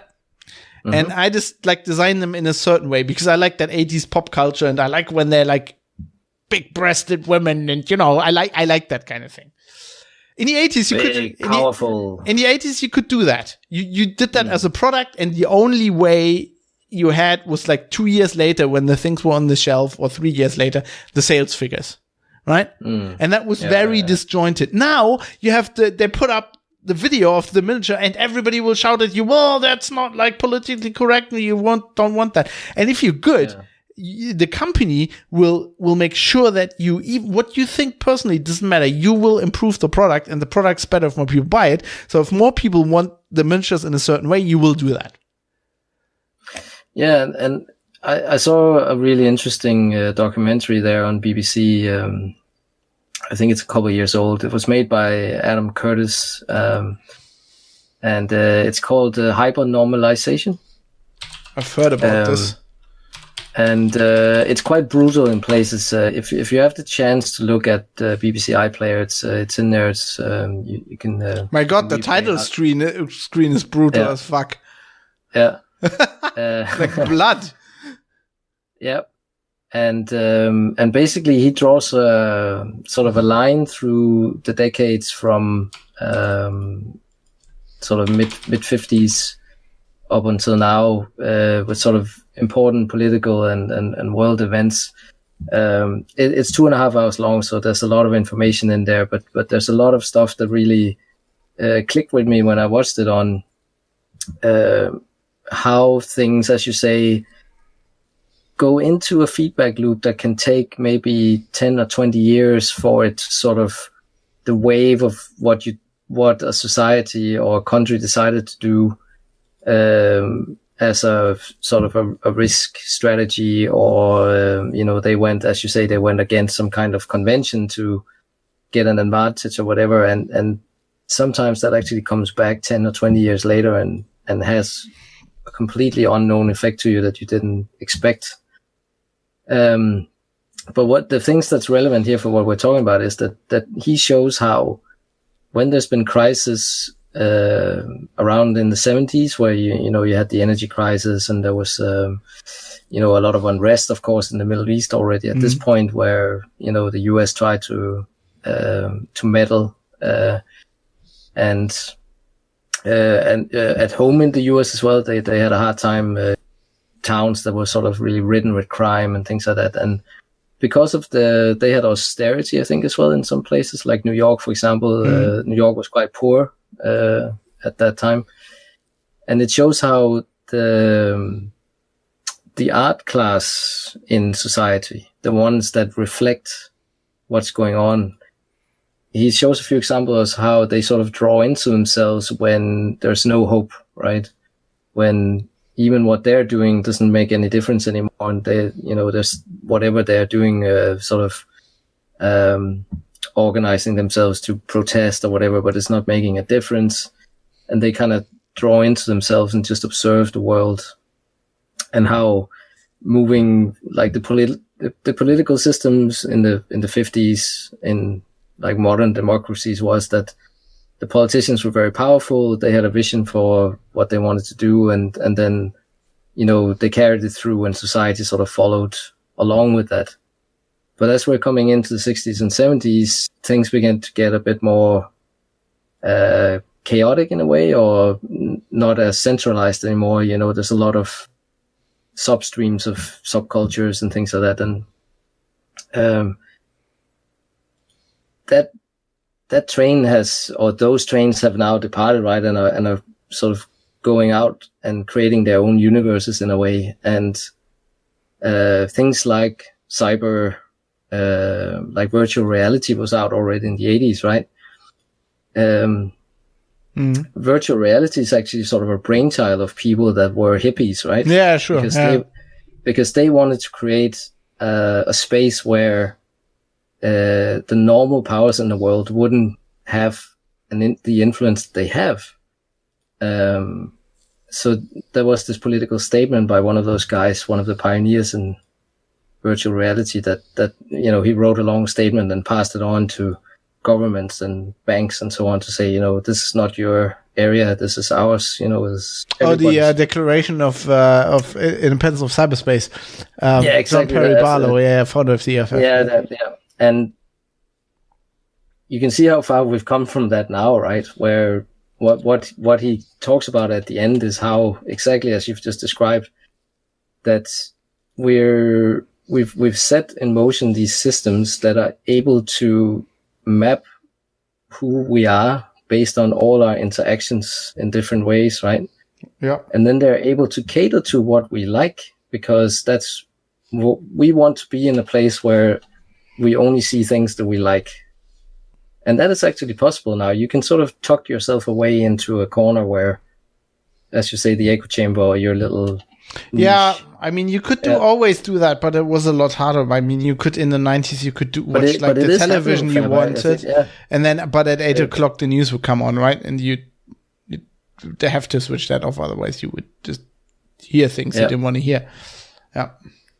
I mean, you're completely right. I think one of the problems here is that I think one of the problems I run into all the time, because I deal a lot with geeks and nerds and I'm a tech journalist, is that especially, I mean, this is John Perry Barlow's problem as well. I think I personally think he was a hippie, right? And he was a hacker. And hackers have this, I deal with this in IT security and in open source all the time. Hackers have this really stupid idea that that their domain isn't political. You will see in the internet all the time, like on podcasts, don't talk about political stuff. This is a Linux podcast. What do you mean? So I studied politics in university, and the first thing you learn in any, I would say, course on politics that's worth a salt is that, so the human being is a political animal. You know, there's this saying. What that means is that anything where more than two people get together, even where two people get together, is political. Politics isn't parties and Trump. Politics is social interactions and the stakes inherent in that, and just power. You know, but also compromise, right? Right, compromise, power, just the way power is exerted. So the Linux kernel, the way that is managed, that is political. You know, the way it's set up is political.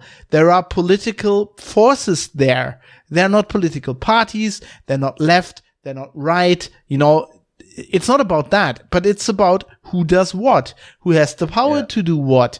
And then, you know, somebody does a code of conduct, and then there's a discussion, and then it's journalists that have been in the field 3 times as long as I've been writing about. I read this, right, on websites, that respected tech websites, that go, oh, the Linux kernel suddenly turned political.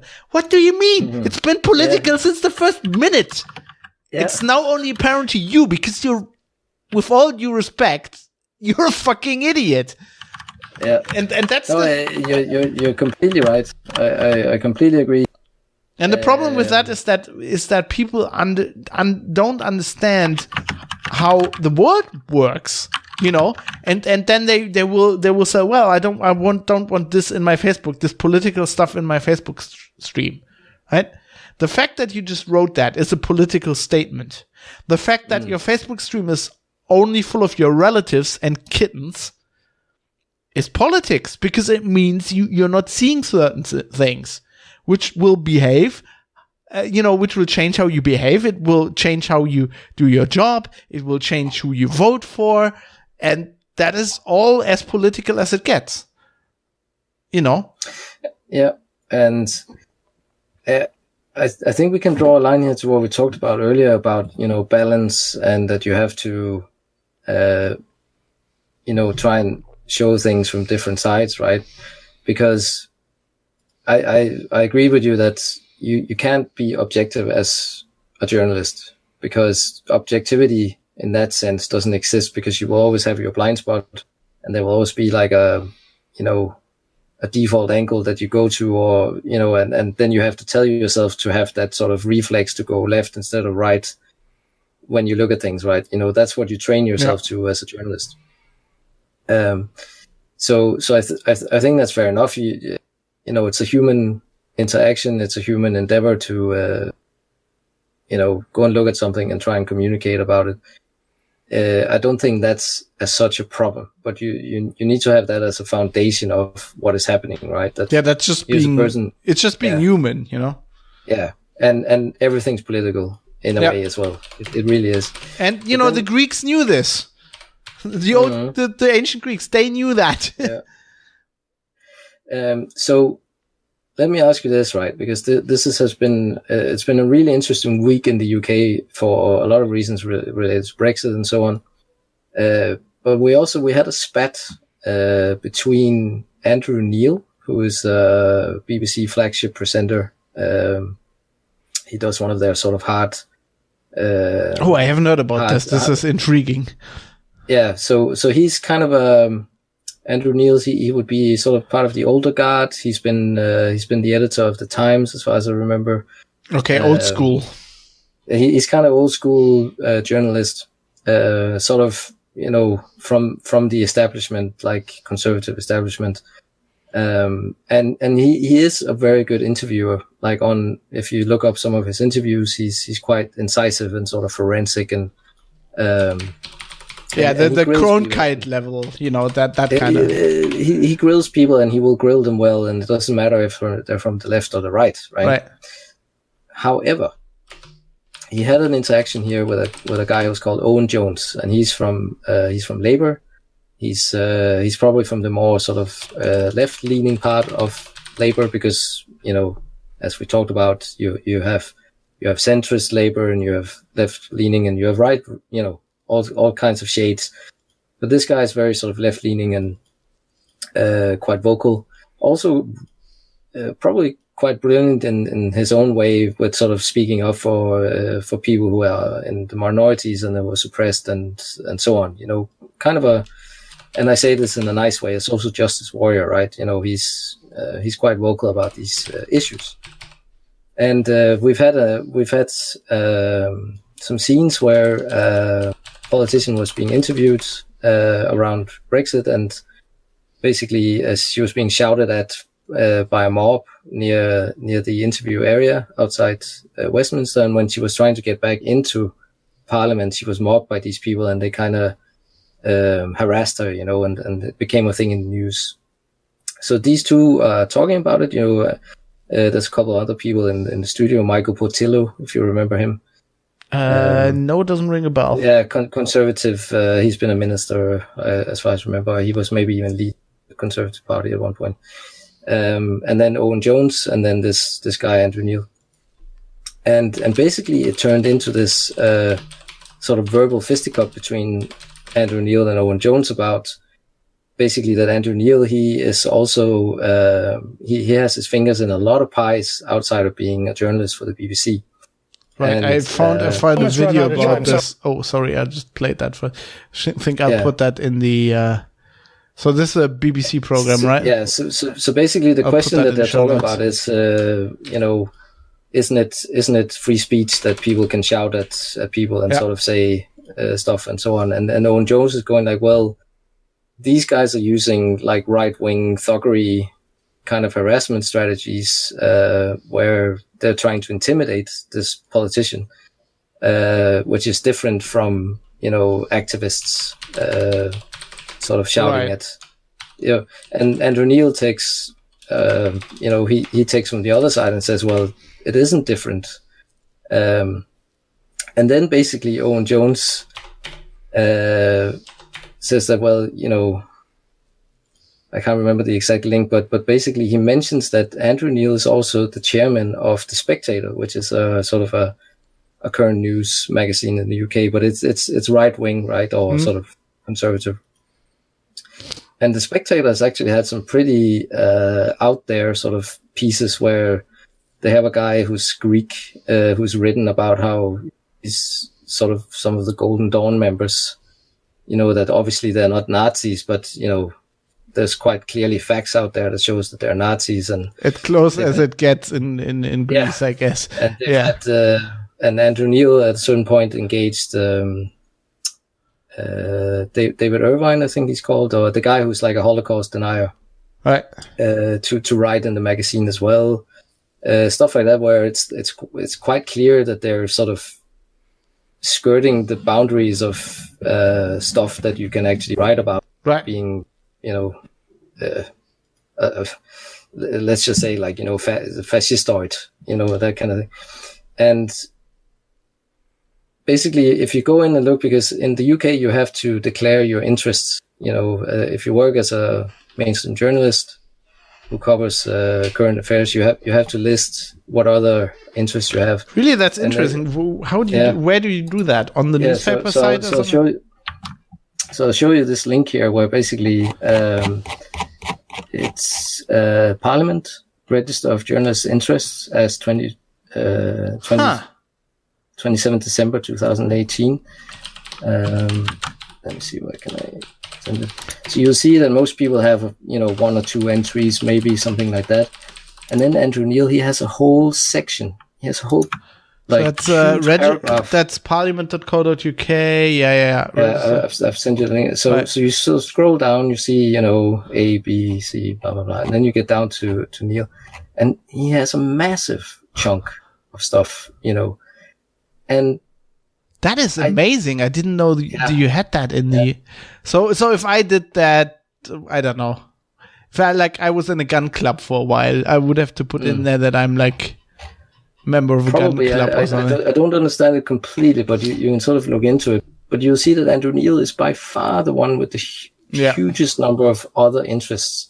And he is a flagship presenter on BBC, right? And I do think there are questions to be asked about this, that when they actually do have this level of information, and then there's this guy who has his finger in a lot of pies with a lot of these kind of interest organizations. I mean, right?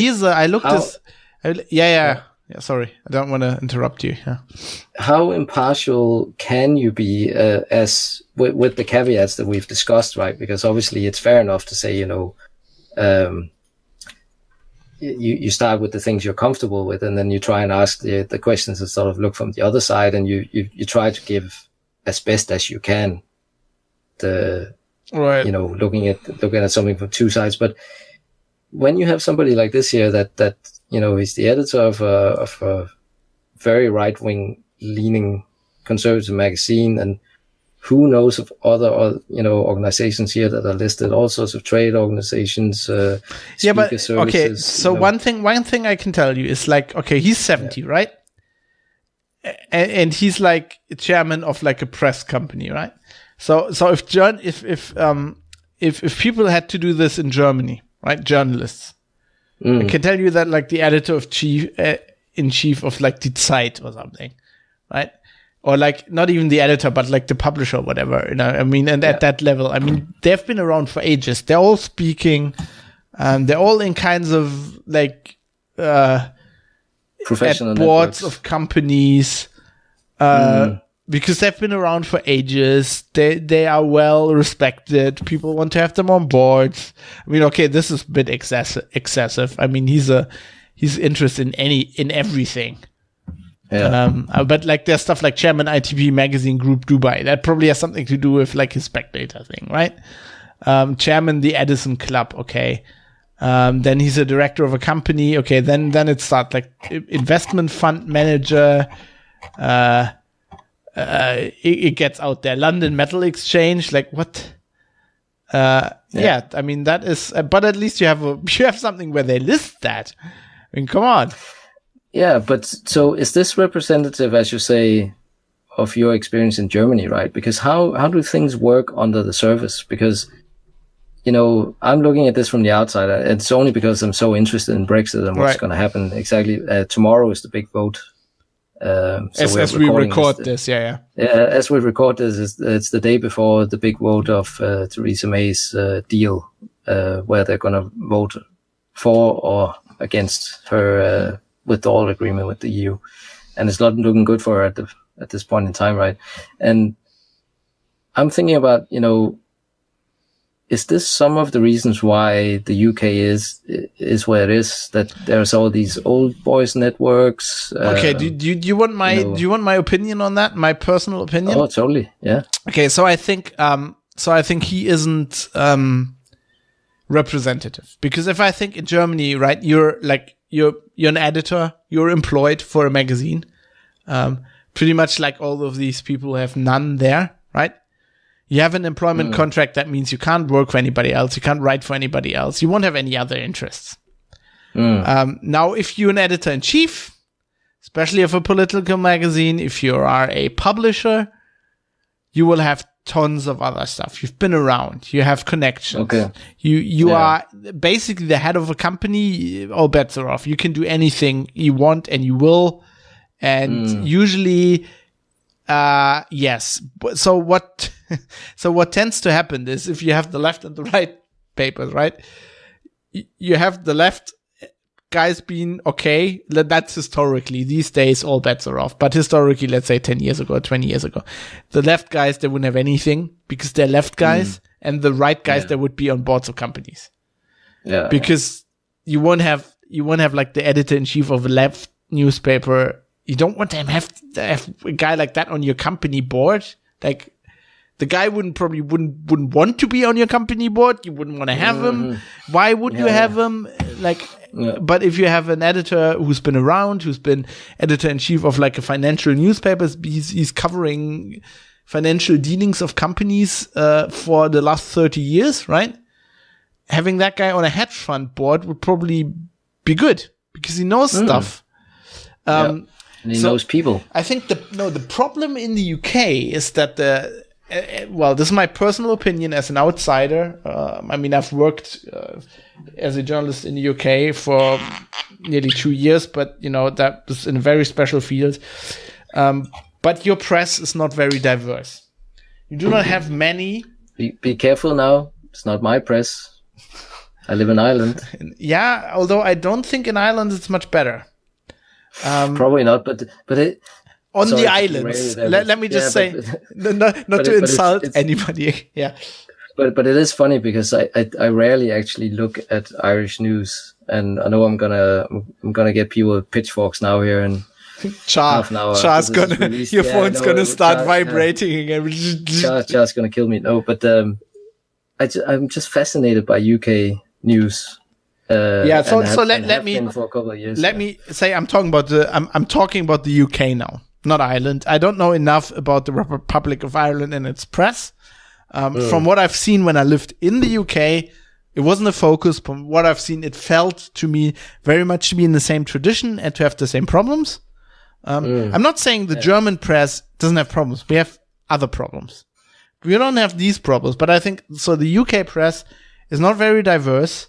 There's very few publications, and they're generally very conservative. Like even the Guardian, who you would say for as far as air quotes mainstream press goes in the UK, is probably the most left. If you could, you would have the Independent, I guess, which is maybe that's even further left. But but these days it's newspapers. That's not even. I can't even take that seriously. Have you seen the stuff they do online? This is like half of that's just link bait crap. So I don't. I'd never really taken them seriously. Maybe just because I know their online stuff. But like compare that to the Taz, which is a relatively small German newspaper. I mean, that is so left wing that when Dave would read that, he would think it's communist. It's not. Yeah. It's not even socialist. It's just very left wing in a specific German way.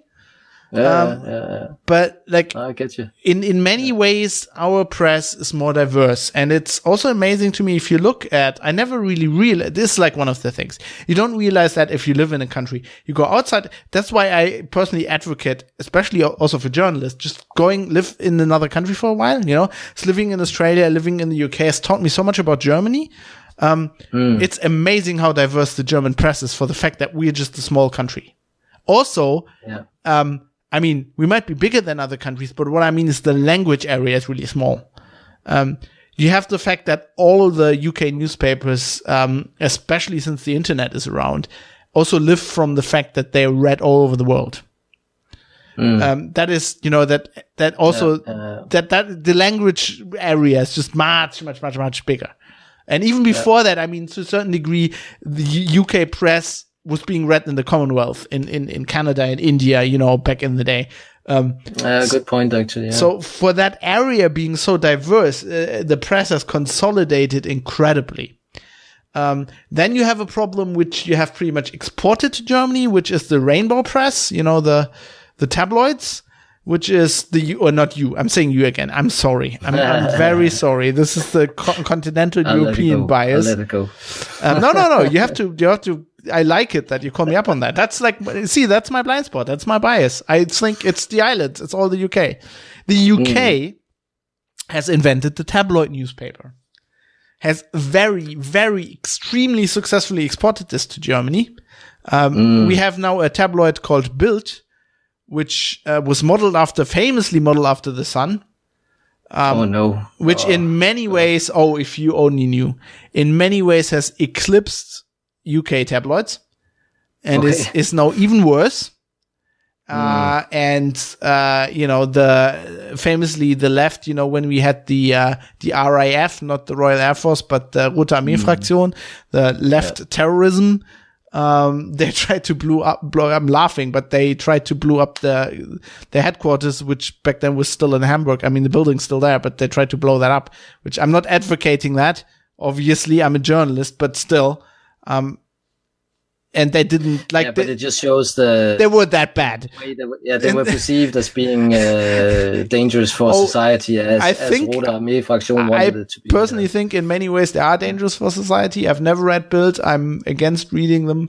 There's this saying, Augman. I have friends, who are really left. Read Bild. And there's this famous saying, they say, why do you read Bild? And they say, well, the sports page is so good. That's what they're saying. Yeah, that's a classic. And the fucking magazine has there's a sport Bild. You can read only the sport pages, so it can't be true. Right? It's just, they are good. They are the best by far. I mean, we studied this when I did journalism training. They are the best in doing headlines. Their art, I would say it is not even craft. In some ways, it's art. Their art of doing headlines is ahead of the curve, incredibly from everybody else. They are that good in many ways because they're not beholden to the truth often, I would say, which makes it a lot easier to make these headlines. But even then, even when they go with the truth, they're just much better. Like on any given headline, they will make a better headline than anybody else. So they're really good at it. So you have exported that problem, but I really feel it's just not diverse enough. I think one of the reasons in the UK is that the UK, especially England, is very centralized. It's all in London. I mean, yes, Manchester, The Guardian, but the press that was in London has consolidated a lot over the last, 200 years or whatever, So in Germany, we never had this. In Germany, we have traditionally had two publishing centers, Hamburg and Munich. And now it's Berlin is where everybody is. But since Berlin wasn't the capital for a long time, we never had that. So they're geographically spread apart, which, changes sensibilities. There is a reason that, the Süddeutsche Zeitung, which is from southern Germany, is more leftist than the FAZ, the Frankfurter Allgemeine, which is from Frankfurt, where the banking center is. So they would. They're like the Times. The Times is in the middle of the banking sector. They are influenced by that, whereas the Guardian's not. The Guardian is from the north. From the blue collar area. I mean, there are reasons that things are like that. But I think that's a problem that's unique to the UK at the moment, where it is a society that's fractured, and there's certain sections of their society that have been left behind and are not being attended to by the classes in power on either side, I think, and that's what we're seeing the result of. Yeah, I think in the UK, it's very. There are other countries where it's like this. I mean, Italy is very much like this. Italy is exactly the other way around. The north is rich and the south is poor. And in the UK, it's the other way around. But there are countries like this. In Germany, luckily, it's spread out. So I'm from an area who is, the Ruhr area, who has many parallels with the north in the UK. Used to be a coal mining and steel area that. When that shut down, everybody basically lost their jobs. But we have big newspapers there. In school, I did a internship at die WAZ, Westdeutsche Allgemeine, biggest newspaper in the west of Germany. And they were always very blue collar because they're from that area, But I think Brexit is a very special problem. So this is also my outsider's perspective. Okay, I'm gonna say something that oh God, if Dave listens to this, he'll explode. I really hope he doesn't listen to that. Do not go any further. Dave, turn this off, because you will not agree with me. So I've studied politics in university, and we actually did a lot about direct democracy at some point. Like it's a working system in Switzerland, for example, right? It's in their DNA. It works over there. But I generally, that there have been in the 90s and in the 2000s, there have been pushes to also make Germany very directly governed like this, have referendums. And I always thought that to be a very bad idea. I am a believer in representative democracy. I'm not a believer in a in the UK system so much, because it's a queen. What do you call that when you have a queen? Damn it, I'm blanking on this. Yeah, so it's democracy. Constitutional. They don't even have that. Yeah, it's constitutional monarchy. Exactly. Yeah, Genau. I'm talking German now. Yes. So, but I'm a believer in the system, if you will. You vote people that you, for a legislative period, imbue with the power to decide for you. And that are governed by other standards than you and your fellow peers voting directly on an issue. And I think the problem the UK has gotten itself into, it has had this referendum, which, and this is the controversial thing, which I don't think is a very democratic thing to do. Not in the modern sense of a democracy, right? It's, if you go into ancient times, it's a very democratic project, thing to do, but it's also that you can't compare that, because there you would be in the town square. You'd be in the town square. Everything would be smaller. You wouldn't have the press. You wouldn't have. It would all be different. You would all be men, right? That's the thing. All the men would stand there, look at each other. All the rich men. Nobody else would vote, right? And you could stab somebody if you didn't like it, and that was also done. It was very different. Now in today's climate, where I think this direct, these referendums get more dangerous and more dangerous the far we go to this Trump era and social networks and these filter bubbles. You get people, and I think this has happened in Brexit. You have a majority of people who are living in a certain kind of filter bubble. It doesn't even have to be the Facebook filter bubble. It could just be the News of the World filter bubble, or the Sun filter bubble. I'm more worried about that. And they have, if you ask me, they have been taught things that don't correspond to reality, that are nonetheless pretty fashionable. I think one of the problems the UK has is, I experienced that firsthand when I was there. When I lived there, I think it's a very nationalist climate. In a way, it's a perfect little.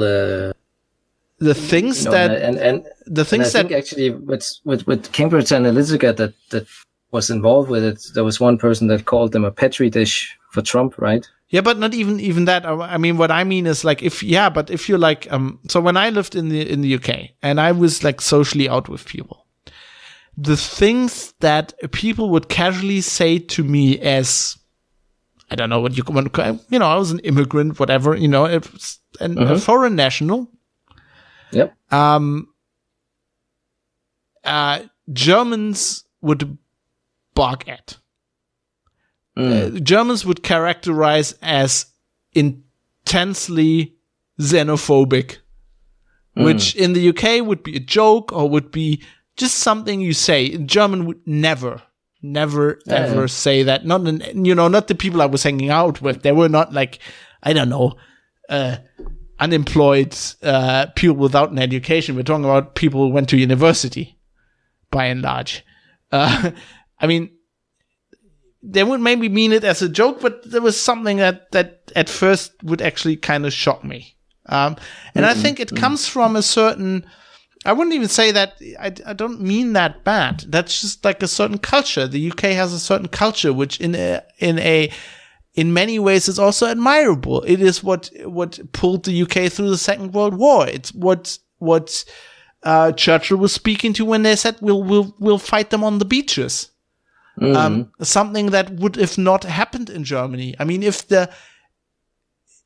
Hitler had been able to galvanize the German public in World War II in a way that Churchill could galvanize the UK public, he might have won the war. And that would have not been a good thing. No, and I think what we're looking here, it is, I think that the large narrative is this thing that, is, you could say, is described in the movie Inception, right? It's the power of ideas and the way things kind of, once you have let something out of the bottle, it's there. And then things, going things and be ingrained in culture. Going and having a referendum and asking the broad public to vote on this, right? I'm not saying Brexit couldn't have happened if they voted in Parliament. Could all happen. I'm not saying it couldn't happen, but I'm saying is the hurdle to having a misinformed decision by a lot of people who to this day, I mean, I know people, I'm talking to people on social media. This is the trying to evade filter bubbles. I know people from the UK who to this day think Brexit's a good idea. And I can't explain to them why it isn't. I've tried, I can't, and they will not understand it. Which is okay. I mean, no, it's probably not okay, but it's like, if you have enough of those people and you ask them, then you have and now the problem, what I wanted to get to is the dilemma the UK has brought themselves into is we've made this referendum part of democracy. And democracy works that you do something and you have a vote and then you go with that vote. When you start second guessing everything and having a second vote, you're massively eroding people's trust in what you're doing. And yeah, but it also opens the discussion of, how often can you do these things, which is nobody has agreed on, right? How often can you do a referendum on a particular topic? Right, but like they have the same problem in Scotland, right, with the independence referendum. But I mean, the assumption is you only do it once every, I don't know. Maybe you can do it again in 20 years. They used to say every generation or something like that. But yeah, in 20 years maybe. Yeah. I mean, otherwise you're making a mockery of it. Otherwise it's not. Well, but so my opinion is but that's the discussion that nobody has had, right? You might think no, but you're right. Yeah, sorry, I don't want to interrupt you. Sorry. Good. No, but that's the thing. They're after the fact now. They're realizing that there isn't actually a convention for referenda, right? Because they come along so infrequently that, it hasn't really been. Well, I can't speak for the UK. I don't know about the history about referenda, but in Germany we started doing them. I mean, the history used to be we don't do them because this is why we have a republic. We vote people that then make these decisions for us. And if it works like it should have worked, they make them more informed. Because these are people. That's what you should have stuck to, right? Right. Yes, because these are people who are career politicians who would presumably understand that such a move is completely dumb. I mean, I'm not saying they couldn't vote for that and it couldn't happen, but I don't think it would have. I don't think it would have. I don't think the rich people. I mean, when Dave talks about this and to a degree is right. We have the House of Lords and they're, they're lords. And these politicians, they're by and large, they're rich people. It is not in their interest to have Brexit. It just isn't. I mean, there are people who have made this now their interest and they've made their career with this. But Well, there are some people that will benefit only because they might actually have had a hand on the weight to Yes. know exactly when something was a good time to Exactly. divest I mean, or opportunists. invest, You have them in every political system. But by and large, conservative, rich industrialists do not profit from this in no way. They want stability. Yeah. Yeah, they want trade. They want trade.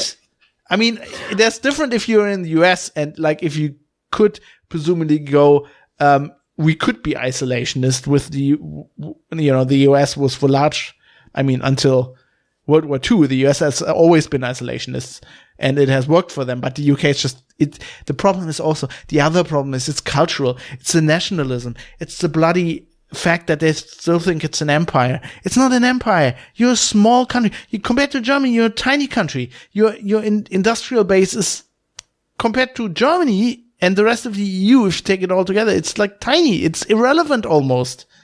But let us. But you still think you're the fucking empire. Yeah. But if we pull back to the journalism question here, because you're doing an admirable job keeping me on track here, by the way. I do respect this. Brexit is a show in itself, and Dave will probably rather jump out off a bridge than have another one. But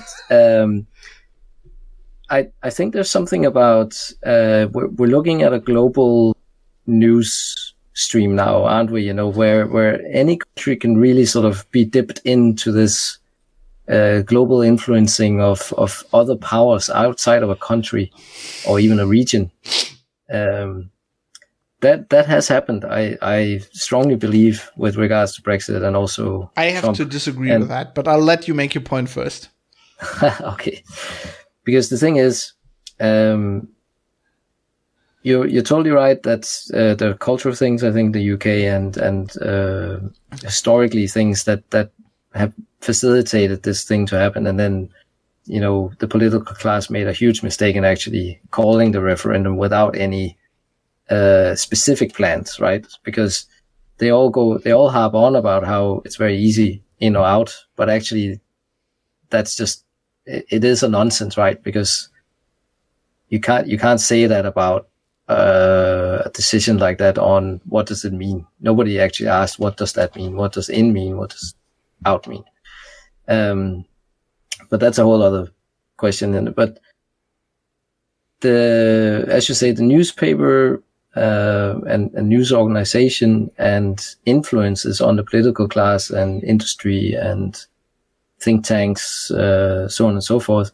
I do think there are now more evidence of money being funneled in from both sides as well, but it seems like more from a sort of nationalist fueling sides that want to make sure that you can fracture the global order in order to create opportunities, right? So it's not quite clear if it's only a national actor like, for example, Russia, or if it's more that there's certain groupings in the world that are interested in having a less stable global society where they can sort of dip in and get opportunities, right? I completely, I will not disagree on that. I misunderstood you.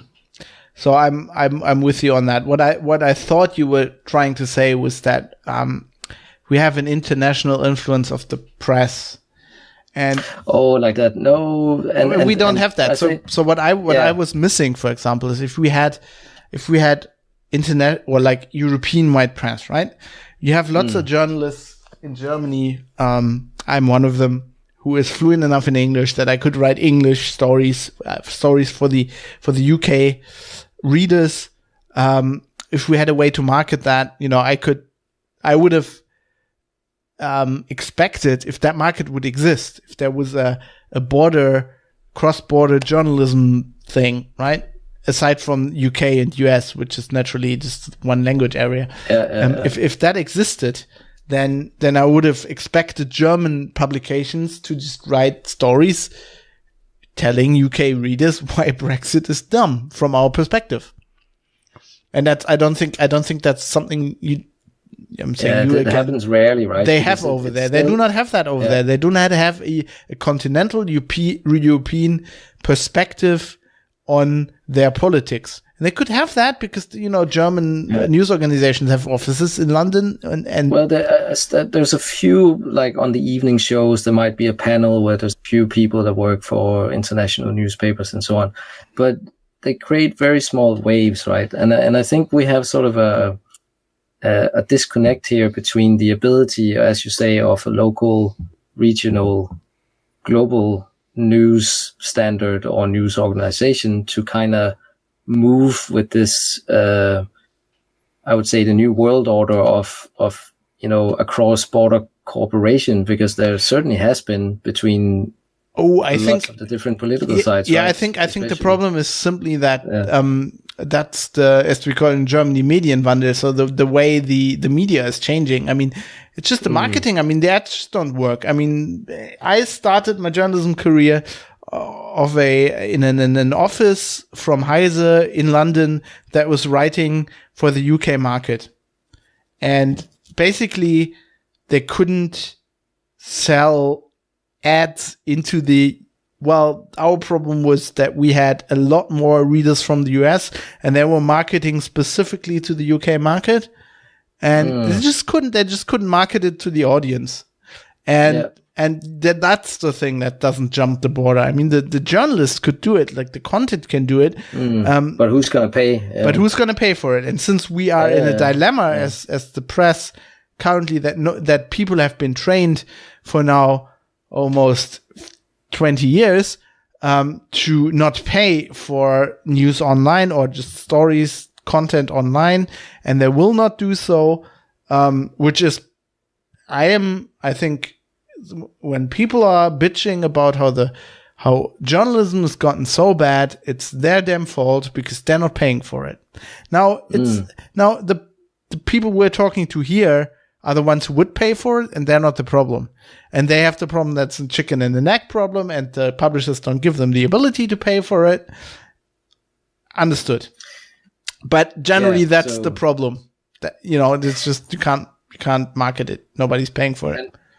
And I think we're kind of probably moving into the final sort of segment of the show here, where do you think we can sort of tease out some solutions or? Well, before we do that, I just want to one more point that is very close to my heart, and that I just want to one more point. That I would just want to say is that I think another big problem, and this is square on the journalists, is if you're a journalist today and you're writing in an online medium, you have something that no journalist has had before you. You have a direct feedback with your audience. And journalists these days, people my age, I mean, if they're older, they grew up in another climate. They grew up with print stuff, put it out, never hear anything, get one letter. And that's a letter that somebody's sitting down writing. That's just nicer. Online comments, I mean, it's easier to do that. And that's why there is what people term hate, which I don't think is hate, because hate is a very strong word. I think it's just the barrier to writing that comment is so low that people will write what they think. And what you experience there as a journalist is that people are generally negative. And I don't think people are saying, okay, this is online. No, I personally think, and that's my belief ever since I've read philosophy, that people are just that way. A lot of people have negative reactions to a lot of things, and they now have the ability to tell you. And nothing has changed. In 1965, if they could have told the newspaper editor or the writer who was writing something, if you gave them the ability back in 1965 to have this direct feedback loop with the writer, they would have told them the same thing. The people haven't changed. You now have what you're facing there is a more direct conduit to your audience, and it's often not nice because I grew up as a journalist, so to speak, doing journalism when I didn't know I was doing journalism. I was doing a Linux podcast, which is the toughest audience you can have. When you get to geeks, there are the geeks who are most critical about anything, and they run Linux. Okay, maybe they run BSD, but the step up is then Linux. And then I do detail-oriented. Detail-oriented, as we call them in German, Korinthenkacker. They're shitting. What is a Korinthe? What is that even? Like the Corinthians? No, it's like a kind of fruit. It's like it's a raisin. It's a dried raisin shitter. Yeah. So you spew out from whatever orifice specific little raisins. And you suck everything out of it. You're like it's a bean counter in a very negative way. And they, they're a tough audience. Then I wrote about IT security. In many ways, an even tougher audience. So I grew up with this, and I'm also, I got bullied in school. So I had a very miserable time in school for many years. Which was a very miserable time, but which taught me something very valuable. I learned about 10 years later, I realized that what that taught me was that words are just words. Words are knives. Words aren't guns. They hurt. But what you can learn is that the hurt you get from words is a reaction within you. I have a very different reaction now if these days, if my wife or if close personal friends or just friends, if we talk, you and me, we talk, and you say something very direct and not that you would do that, but like if you put criticism in a very hurtful way, that would hurt me. Because you're a friend. We have developed a rapport over years. I know you a little bit, I trust you. I respect your opinion. If you say something that would hurt me, that would actually hurt me. I would think about incisive. That. If some guy with some random name pops up on Twitter and gives me a death threat, I wouldn't even blink. Because who is that guy? Right? That guy is like a little shit sitting in front of his computer who, if he would meet me, and I've had this. I've had very heated discussions with people online, and then I meet them at a conference, at a Linux conference or something, and suddenly they're, as we say in German, so klein mit Hut. They're like this small with a hat on. Because you're not coming. You threaten me online. If you're actually standing in front of me and you're seeing my face when you do that, they wouldn't do that. So I don't even these days. I don't even blink when I see that. Yeah. And that's a reaction you can train, and I think that is something a journalist should do. And a journalist should have that. Maybe not as extreme as me. Not all journalists write in these fields. Not all journalists I write very personal. I know that I write very often. I like writing opinion pieces. I like writing columns. When you're doing that, you're asking for it. And I can ask for it because I can take it. Right? I'm like The Rock. I'm standing in the ring and I'm saying, bring it on. Bring it on. Do you see these guns? Bring it on. In a proverbial journalistic sense. But then you have journalists, and I hate these people. I hate these fucking people who are actually proud. They go on a stage and they do they call it hate poetry. And they read from their comments, right? And yes. Yes. If you are a female journalist and you get rape threats, that is horrible. But you have to weigh this with, if you're a journalist, you have a huge ego.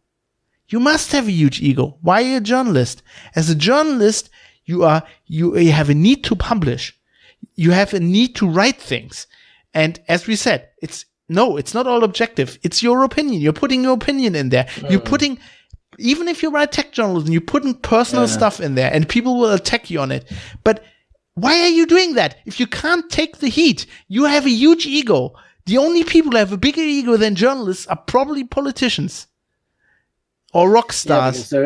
Because there's a flavor to, your you're communicating because there is an objective, and it's not just to make money. Because if you were just a hack, and your editor told you, I want exactly this message in your column, right? I think you would be the kind of person that would just go like, nah, boss, I'm okay. I'll find something else to do, right? Because right. Yeah, because after a while, you wouldn't be able to stand it, right? I have my voice. Yes, that's what I want to do. That's why I became a journalist, and I think all good journalists are like that. You have your voice. You have you see pride when I wrote my first article in CT, the biggest tech magazine in Europe. Yeah. When I saw this headline, and below the headline it said Fabian A. Scherschel, and I knew this story would go out to 300,000 people. I was proud of that. That gave me an adrenaline kick. That is like if you see Bruce Springsteen talk about why he goes on stage, even though he's a multimillionaire, he needs that kick. He needs to perform. And I think as a journalist, in many ways, you're not an entertainer, but many journalists are also entertainers, especially TV people. You have that ego. And I've worked with people who do not have the ego, like, especially in tech journalism. I'm like, so we had this thing where we put like, where CT had a website, and then I put, we had our professional photographer shoot pictures of us, how we wanted to look, like we could pose, we could do things, and they would take a picture of every editor and put it on the magazine's page to give like the magazine a personal touch, right? We had people who didn't want a picture taken. They didn't. They don't want to, like, they would be completely okay if their name wasn't above the story they wrote. And I'm like, why the hell are you a journalist? Why are you not? You would want to, why are you not writing technical documentation? What is it about this job that is fulfilling to you? For me, it's to have my name out there. I mean, this is why I'm doing podcasts. My God, I'm an egomaniac. Have you gotten this? I'm talking to you every 2 weeks for hours. I mean, but I know that, right? I know that, and I think all the good people know this. But it's like that is the one side. You're putting yourself out there. I'm putting my balls in your face. Proverbially, right? Every time I write about Star Citizen, I'm like, they're fuckers and they have to go down. And I know that people won't like this, but I'm okay with that. I mean, yes, there are limits, and I can take a death threat. I can take it. I don't think people should. I think, I mean, have you ever received one? Now that you say that, I don't think I have. But you've been threatened with other things, have you? Well, I had people, like, especially on Star Citizen, I had people, I mean, the new in thing now is to go to your editor-in-chief and say that guy needs to be fired. I never had a death threat. I think that's because they don't know, they know that it won't hurt me. I had once. But also, I once, sorry, I have to tell you, you don't know this because you weren't around, but like, I had, we had a fight with somebody when I was doing Linux Outlaws, and the guy was like, he was like, as a guy on another podcast, right? And he's like spoiling for a fight with me, right? And like he's calling me names and shit, and like in our forum, like I wasn't even on the podcast. Somebody was like, this guy said this about you. It was like a listener of mine said this, and I was like, oh, that little shit. He wouldn't. I was like, I don't know what exactly I said, but I said something like this. Wasn't wise, wouldn't do it again. I'm well over this. But, you know, back in the day, I stand to my mistakes. I said, like, he wouldn't say that to my face, right? If we ever met, there's such a puny guy, he wouldn't say that to my face. I'd just snap his arm in half if he tried to fight me. So the guy goes and write a blog post that I threatened him. I perpetrated a death threat. And I went on the forum. This gets even worse. So you know how mellow I am if you compared to that now. Like if you hear this story. So I went on the blog post and I said, I don't know what you're saying there. What I said is, if you said that to my face, I'd probably break your arm. I didn't know that would kill you. If you have a condition that kills you, I take it all back. I didn't want to kill you. I would just wanted to break your arm. Didn't want to kill you. Then the guy and like a week later unpublished his blog post or something. So that was feisty fab in oh god, I was a lot of more of a hothead back in the day. Hard to believe, but I was. But is the current journalist template, as you have just described it, is that enough for the challenges of what's coming? Because what were you doing in the future, right? Yeah. Because I think what you're describing there is probably more like classic journalist, sort of hard-boiled. You have your opinions. You will reflect the facts as truthfully as you can. You'll put some flavor on from your background and what you sort of can put in there, as you say, to get your message out. That you're motivated by communicating.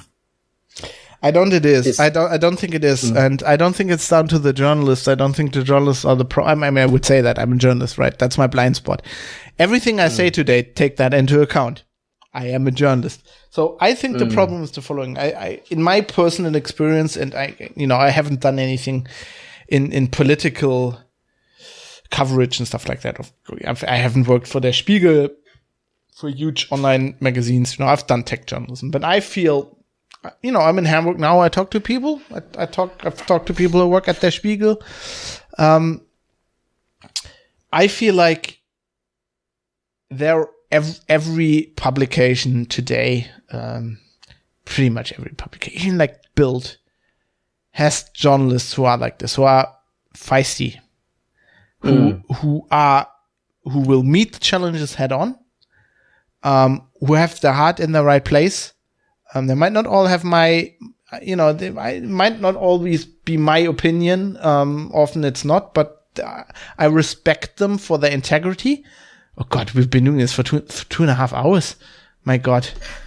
Yeah, I'm not saying it directly, but I had a was window aware over that the stopwatch. Okay, I'm shutting it down. I'm shutting it down after this. So the problem is my recorder now has space for 24 hours because I bought a new SD card. Which anyway, people won't be able to complain that this is too much of a short show. I think there are journalists who will meet the challenges and are okay for that. What they need is two things. And one is ingrained in them and inherent in them, and one is from the outside. Inherent in them is the balls to do this, to be hard-boiled, to do this. And there are enough people like that. The other thing they need is editors-in-chief who back them up. Even if they're not popular, but if they know they do good work, even if they do a misstep, they need an editor-in-chief who's like, people are calling for your head. Fuck them. You've been doing good work for 5 years. I'm not firing you. Why would I? Why would I fire you if somebody tells me? Right? And, there's the thing. If the head of the company goes, hey, he's hurting our ad sales. Even then, the editor-in-chief should be going, stand by my people. He talked with me, or she talked with me about this before we did this. We talked about this. This might be a misstep still. I'm not firing this person. And that's where it's lacking, because the companies that run media outlets are we all know this. I mean, they're in a crunch. The print sales are non-existent. Ad sales are non-existent anymore in print. Online ads are being eaten, like the revenues are being eaten by companies like Facebook and Google. Everybody's eating their lunch. They don't have another revenue stream because nobody is willing to pay for news and articles directly. So they're already in a crunch. And if then people go, wow, we have a petition, fire this author, that is the real danger to politics, right? If you have a journalist who stands up and says Brexit is shit, Theresa May is making a mistake, and here's why. Trump is a liar, and here's why. If people can come up to the head of the company, to the editor-in-chief, and organize a mob, be it from the left or the right, although mostly it's from the right, and call for this person's head, and they get fired, then we're all fucked. Yeah, and you've seen I'm sure you're referencing. Sorry, you cut out there for a second. Referencing okay. What? Yeah, so in games, I think it was the movies, wasn't it, that there's been, and I also think in comics maybe that there is a bit of a sort of the power of the mob trend. It's very prevalent. I wasn't actually referencing a certain kind of thing, but you see it everywhere. Yeah, but I think that's what you're describing. Yeah. Yeah. But the problem is this is the Rosa Luxemburg thing. You have to stand up for the stuff you don't believe, right? So you have to extend this to if you have a conservative newspaper and somebody writes a column, right? And you go, this is like Nazi fucking propaganda, right? Mm. You have to suppress the instinct to go to the editor and even go call for this person's head. At least like at the first time, right? If this guy is really bad but even then that's the wrong way. Just don't buy the fucking newspaper anymore. I mean, it's hard. It's harder if you actually vote with your dollar and you buy the stuff. You know, if it's just ads, you have to suppress the click or whatever. But be aware that if you're doing that in a political direction that might be horrible to you, if you do that in that one direction, the floodgates are open. Yeah. And the next time they're calling for the head of the people that you respect and that you think are doing good work. I've read there's a guy called Seth Abrahamson, and you might have heard about him before. He's covered the Trump-Russia angle extensively. Rings the bell, yeah. Yeah. I read quite a lot of his stuff, and I know probably about a year and a half, 2 years ago, he was considered a bit of a fringe person. He subscribes to what's called meta-modernism. Oh yeah, he's from the US, right? Yeah. Yep. I think it's very interesting because what he describes is kind of what could be the next leap from postmodernism.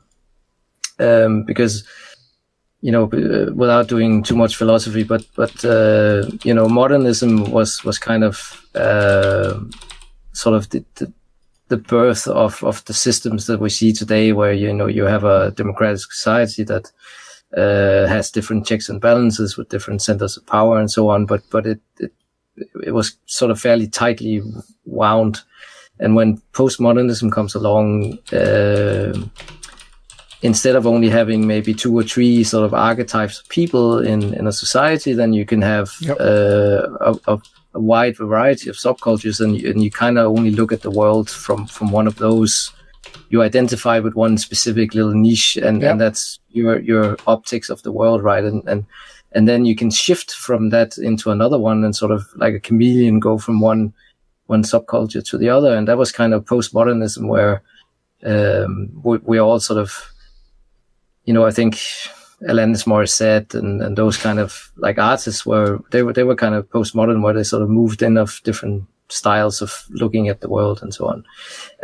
So meta-modernism or meta-journalism seems to be kind of you're using the broad spectrum of information available to you rather than using what we would call traditional sources. And this is what this guy Seth Abrahamson has done, particularly with Trump Russia, and he's actually written a book called Proof of Collusion, which is a meticulously researched book with information from all across the world, official news stories, interviews, information available in online databases, libraries.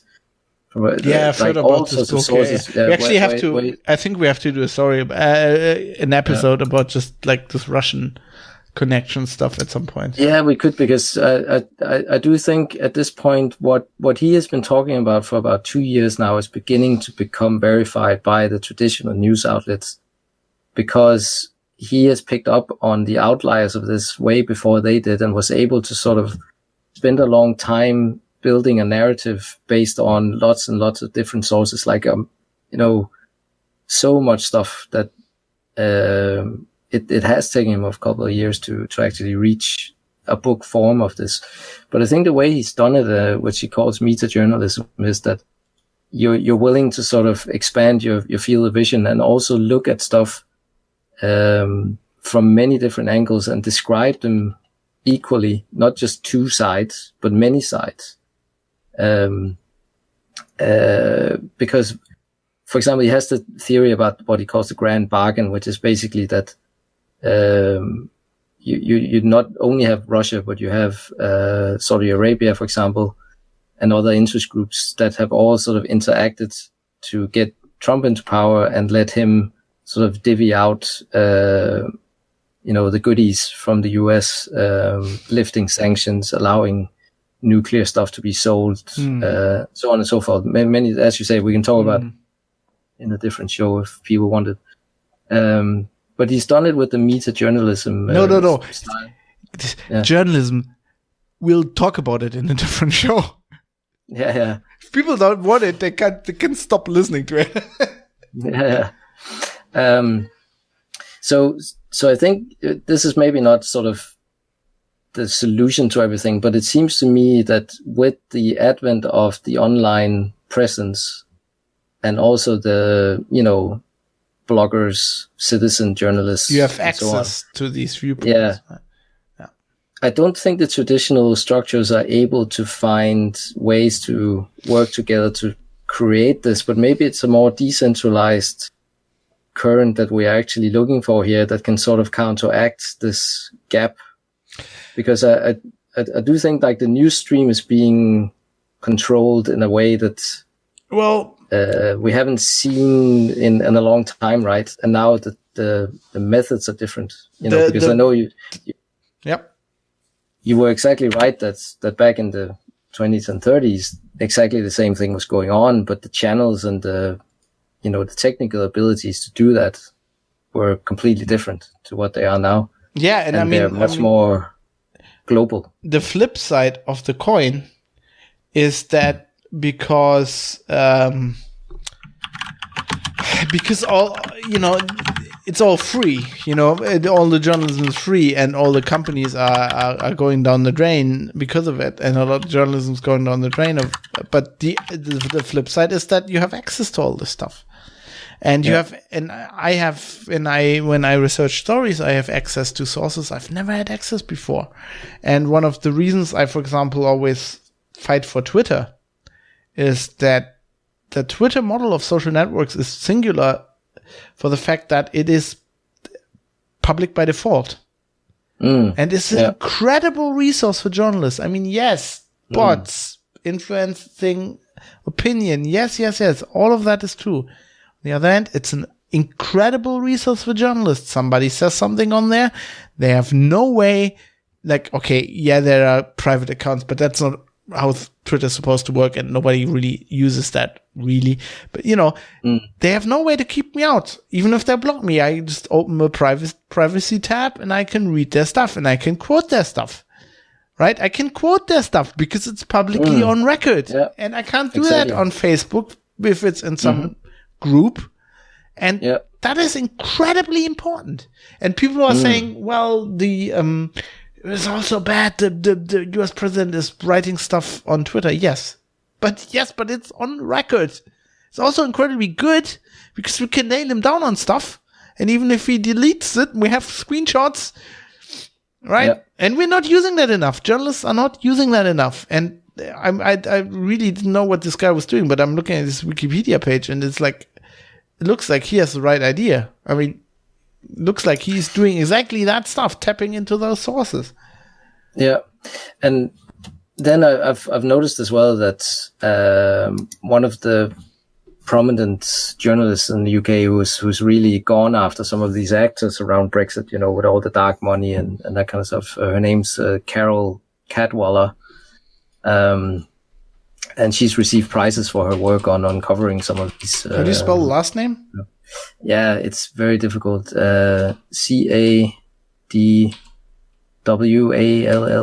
I think. Oh, that's. No, Cadwalladar, but yeah. Yeah. I'll put a link in the show notes. And basically, she has opened up a Patreon page to fund more research because she works for The Guardian or the Observer part of The Guardian. And they're doing a lot of work, but she realizes herself there's even more stuff that they need to do that The Guardian can't. I'm so down with that. I mean, guess what I'm thinking about? I'm thinking about the exact same thing. One of the reasons I became a freelancer is because there are a lot of stories you can't do. It's not like when I was working for Heise, they were forbidding me to do. No, I was an employee. I was supposed to deliver content. And as I said before on the Relotius Spiegel thing, there are research that just takes long, or you're not sure if it bears fruit, that you won't do if you're an employee of a company. Yeah. And maybe stuff like Patreon, or even like, you know, streaming that on Twitch. You know, why not do journalism over that? Why leave it to all the games streamers, right? Stuff or YouTube. I mean, people are doing this on YouTube and they're getting paid that way. Maybe that's an avenue, you know? As long as you adhere to the values of facts, right? That it has to be verifiable in some way, shape. Well, but that's like, yes, but that's like within you, right? That for me, that is a moral imperative that has nothing to do with how I am paid. If I'd ever come into conflict with that, I would probably have quit my job. Because but I mean, the thing is, then if you become like a citizen journalist or like a crowd-funded journalism, right? You know, if the crowd doesn't know how to fact check what you're doing, you know, you can see the issues arising from that, right? So like, I mean, it's not like there's massive fact checking when you write for an established news organization. You know, if you're not writing for the print Spiegel, and it's very different if you write for online Der Spiegel. I read Spiegel Online. I know that.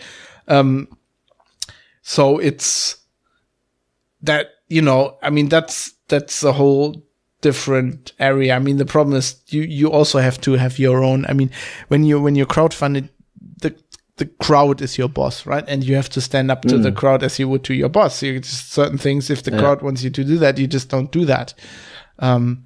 And I mean, for me, this is the other side of the coin of the ego. I mean, that is why it's good that journalists have an ego, because the ego and the value of their own name on stories and their ego that's connected to their name is what's keeping them grounded with their moral imperative, right? That's the thing. If somebody goes, well, like if you $10,000 and you write that story, the thing that is stopping you is your name is above the story. This is why ghostwriting and stuff like that is very dangerous, and, you know, needs to be transparent and stuff. But like, if your name's on that, your name's on that. And if you write because of ego, if you write because you want to be a writer and you have these dreams and you want to be a journalist, you know, and you look up to people like Cronkite or Augstein, or you've read Terry Pratchett's The Truth, then you're less likely to do that. If you're just a faceless hack, who cares? As long as the money's good, right? But your name as a brand. Right, but if you like that, you won't become. That's what I think. Generally you won't become a journalist. You become a journalist because your name has a brand, and that's why I personally think magazines. I mean, we talked about this about Edge, the gaming magazine, and how they don't credit writers because their whole ethos is that they're the magazine, which I think is bullshit. There's not the magazine. As we established, everybody has the blind spots. Everybody has the biases. You need to put your name with those. And that's where you draw your satisfaction. That's where you draw your pride in your work. And that's also where you draw your fear that if you invent something, that if you are Relotius and your name's over that and somebody proves that you invented everything, you're going down, motherfucker. Yeah. And I mean, believe me, that's what keeps me grounded. That's why I'm not inventing shit, because everything else being equal, I don't want to be the one who's going down. No, but and everybody makes mistakes, of course, but I'm not doing it on purpose, is what I'm saying. And that's why we, I sometimes go like, apart from all the hard stuff we need to learn in school and university, and as we grow up, like that, there are also things as I see it right now, what my children need to learn to do, and even we need to learn, is to be meta modernists, right? Yeah, you have a responsibility that I do not envy you for. Yes. I mean this seriously. I mean, you have kids. You have. I mean, I would be. I mean, I'm opinionated and I talk about these things, but if I just imagine I had kids and I had to teach them all this and how to deal with all this, I wouldn't know where to begin. And it takes years to build that up, doesn't it? You know, where you have to learn to look at information as something that's been produced by a person that has, even to their best ability, some kind of bias and blind spots. And what medium are they saying it from? Which webs are they connected to? You know, is it verifiable? Have you seen, is it reflected in other things? You know, it becomes a whole sort of analytical exercise that you just need to be able to do. How many skins do they own in Fortnite? That's what it starts with. How many kills do they have? That's all they want to know. Well, if they're right about Fortnite, yeah, that's what everything just needs to be a battle royale, right? And blockchain. Then the world is sorted. Blockchain. Blockchain's gonna say, mate. I think blockchain royale. Let's wrap this up because I'm through this bottle of Bowmore pretty much. Well done. And you're falling off your chair, I think. No, I'm not. But 3 hours. I think, you know, at a certain point you saturated with thought, right? So hopefully our dear friends and listeners out there have picked some stuff out of this, and please tell us what you think about this, because obviously we've gone out on a limb a little bit here. We've become a little bit more serious and philosophical, but feedback loop. We need your feedback. Feedback loop. Yeah, we Dave's clawed out his eyes. He's clawed out the eyes of the new cat he's got as a pet. He smeared the walls with his blood. He'll never be the same. He's gone all black rage. Speaking of feedback, we should address some feedback. I mean, it's been ages since we did a show, so we have some feedback. There's also some Warhammer stuff in the feedback. So let's get into that. We had an email to feedback@sixgun.org, which created an issue in our HiveMind GitLab setup, which says, "Greetings and salutations, my geeky brethren. My name is Matt. I'm from Lawrence, Kansas. First, I must say that GNR is the show I've been waiting all my life for. You fuckers even got me to start collecting and painting Warhammer 40k, much to the dismay of my wallet." And he said that before he listened to this episode. We might have changed his mind. There will be more. There will be more 40k, I promise. But he's painted some mighty fine Ultramarines. Yeah. Downside is they're Ultramarines. Yeah. Smurf and copper. Yeah. Did you notice the Metallica box this is sitting on? Oh yeah, the Binge and Purge one. I love it. That's the best live recording they've done. So yeah, I'm down with that. That's excellent choice there. Definitely, Matt. Cool. And then we had David Allen on Twitter writing to us saying, replying to episode 75. So now I'm having to get into MTG. Always been attracted to it. You lot have pushed me over the edge. Bah. So another product I've sold. We should be rewarded for this. Actually, later on he posted, the other day he posted a picture of his kid reading like the core set. The rule book, yeah, so the Warzone. That's good. So that's cool, Dave. We have Buttery Whiskers on Twitter, responding to episode 77, pulling me up rightly. I was drinking a beer from Rügen, the island, and was saying it was in the North Sea, and Buttery Whiskers pulling me up. Of course, I thought Rügen was in the Baltic, Ostsee. Yes, I think he's right. And he's from New Zealand. So just goes to show you. Take his word for it. Yeah. Just goes to show Island you dweller. The actual location of somebody is just completely irrelevant. And then good friend of the show, Nicholas, actually listened through that very long episode, which by the standards of this episode, I think wasn't actually that long. And he got you, he actually replied to your challenge with a picture. Mm-hmm. Celsius is not Sicarius, and I think he got a package, didn't he? He just got it today, actually. Yeah. So finally, I was a real bad prize giver because I didn't get it sent off before Christmas. Well, but I don't think he minds. Also, he held back. I think he has a script that tracks when episodes are released. He also created a really cool Discord bot, our servitor, which now posts if I post a podcast episode. So I think he listened to that episode probably as the first of our listeners, probably listened all his way through, and then just held back for ages because he was like, I can't just like claim all the prizes here. I need to. And then like, of course, after he claimed it, then I get 6 or 7 people asking for it, and I'm just like, oh man. So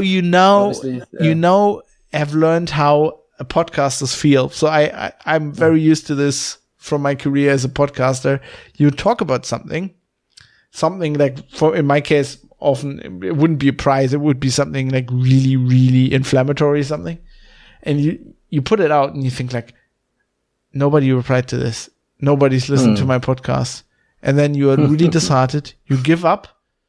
And 2 weeks after you last expect, they come out of the woodwork. I mean, that's the thing about podcasts. I mean, that's, it's on demand. That's exactly what I've learned. That's what it's for. Yeah. It just sits there. People might listen to this in a year and still get a kick out of it, even though Brexit has already happened and the world's in flames and you're all eating beans, or not you'll be okay, but like the UK people like did it again. But they'll listen to this and they learn something from it. That's just how podcasting works. Oh yeah, did you see that they're selling Brexit survival boxes? Yes, I saw that. You sent. Yeah, we are just like we predicted. I'll put that in the show notes as well. I mean, yes, we should have. Why are we podcasting, Mike? What are we doing? We should be out there, be the Brexit barons. Yeah, and make cheap to the needy people. Yeah. Make cheap Brexit survival boxes, probably in China, and then that's what we should be doing. And I mean, why have I chosen journalism again? It's the ego. It all comes down to the ego. Not the wallet. That, you want your name bent in neon lights, as we say. Yeah. But on the subject of prize giving, if it was a fun thing, I might be able to rustle up some other stuff for another Warhammer episode. So let me know if that was fun and interesting, and I'll see what I can find. Let's see what has chat. Oh, but I'm the classic plastic crack person. I have stuff. Right, you've got stuff in boxes. Yeah. So yeah.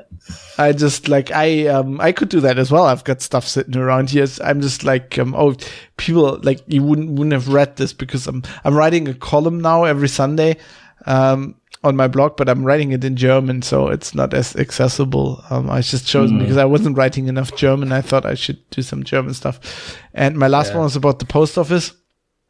And how I had I got a post box and that was on my name, and then I changed it to my company, and ever since then everything's been falling apart, and now I don't get any letters anymore, and I fucking hate the post office now. So I don't.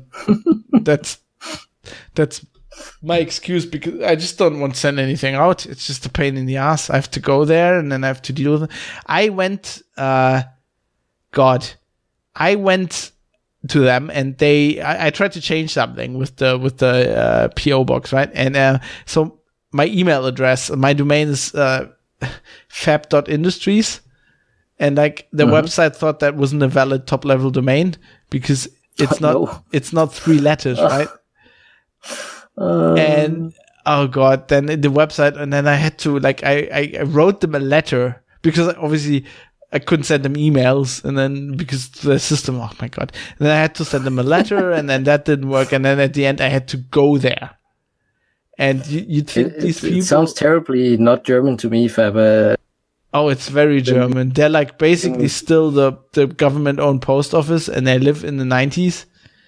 And they still I live was in like, the 80s. this is a valid TLD. And they're like, what's a TLD? And it's like, it's a top level domain. It's in the .de. Yeah, but it's not .de. Yeah, what I'm telling you is that there are no other things. It's not only .de. What other things? Like .industries. And then the thing is, I should have used this argument on, they have .dhl and .post. I should have used that, but I wouldn't. Yeah, just like, look at it. I just gave up at some point. It's like, this is my email address. Just use it like it's written down there. And they're like, it's not gonna work. And I'm like, I'm a fucking tech journalist.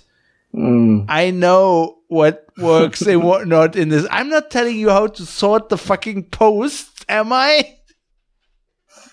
Like, meet me at dawn. Bring your assistant and a choice of weapons. Let's do swords like in that Firefly episode. Anyway, it's been 3 hours. I think, is that a record? Oh, you must have done a 3 hour. I don't know.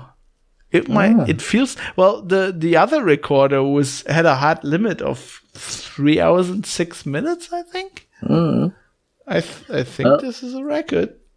There you go, Nicholas. If you survived, this is for you. More content.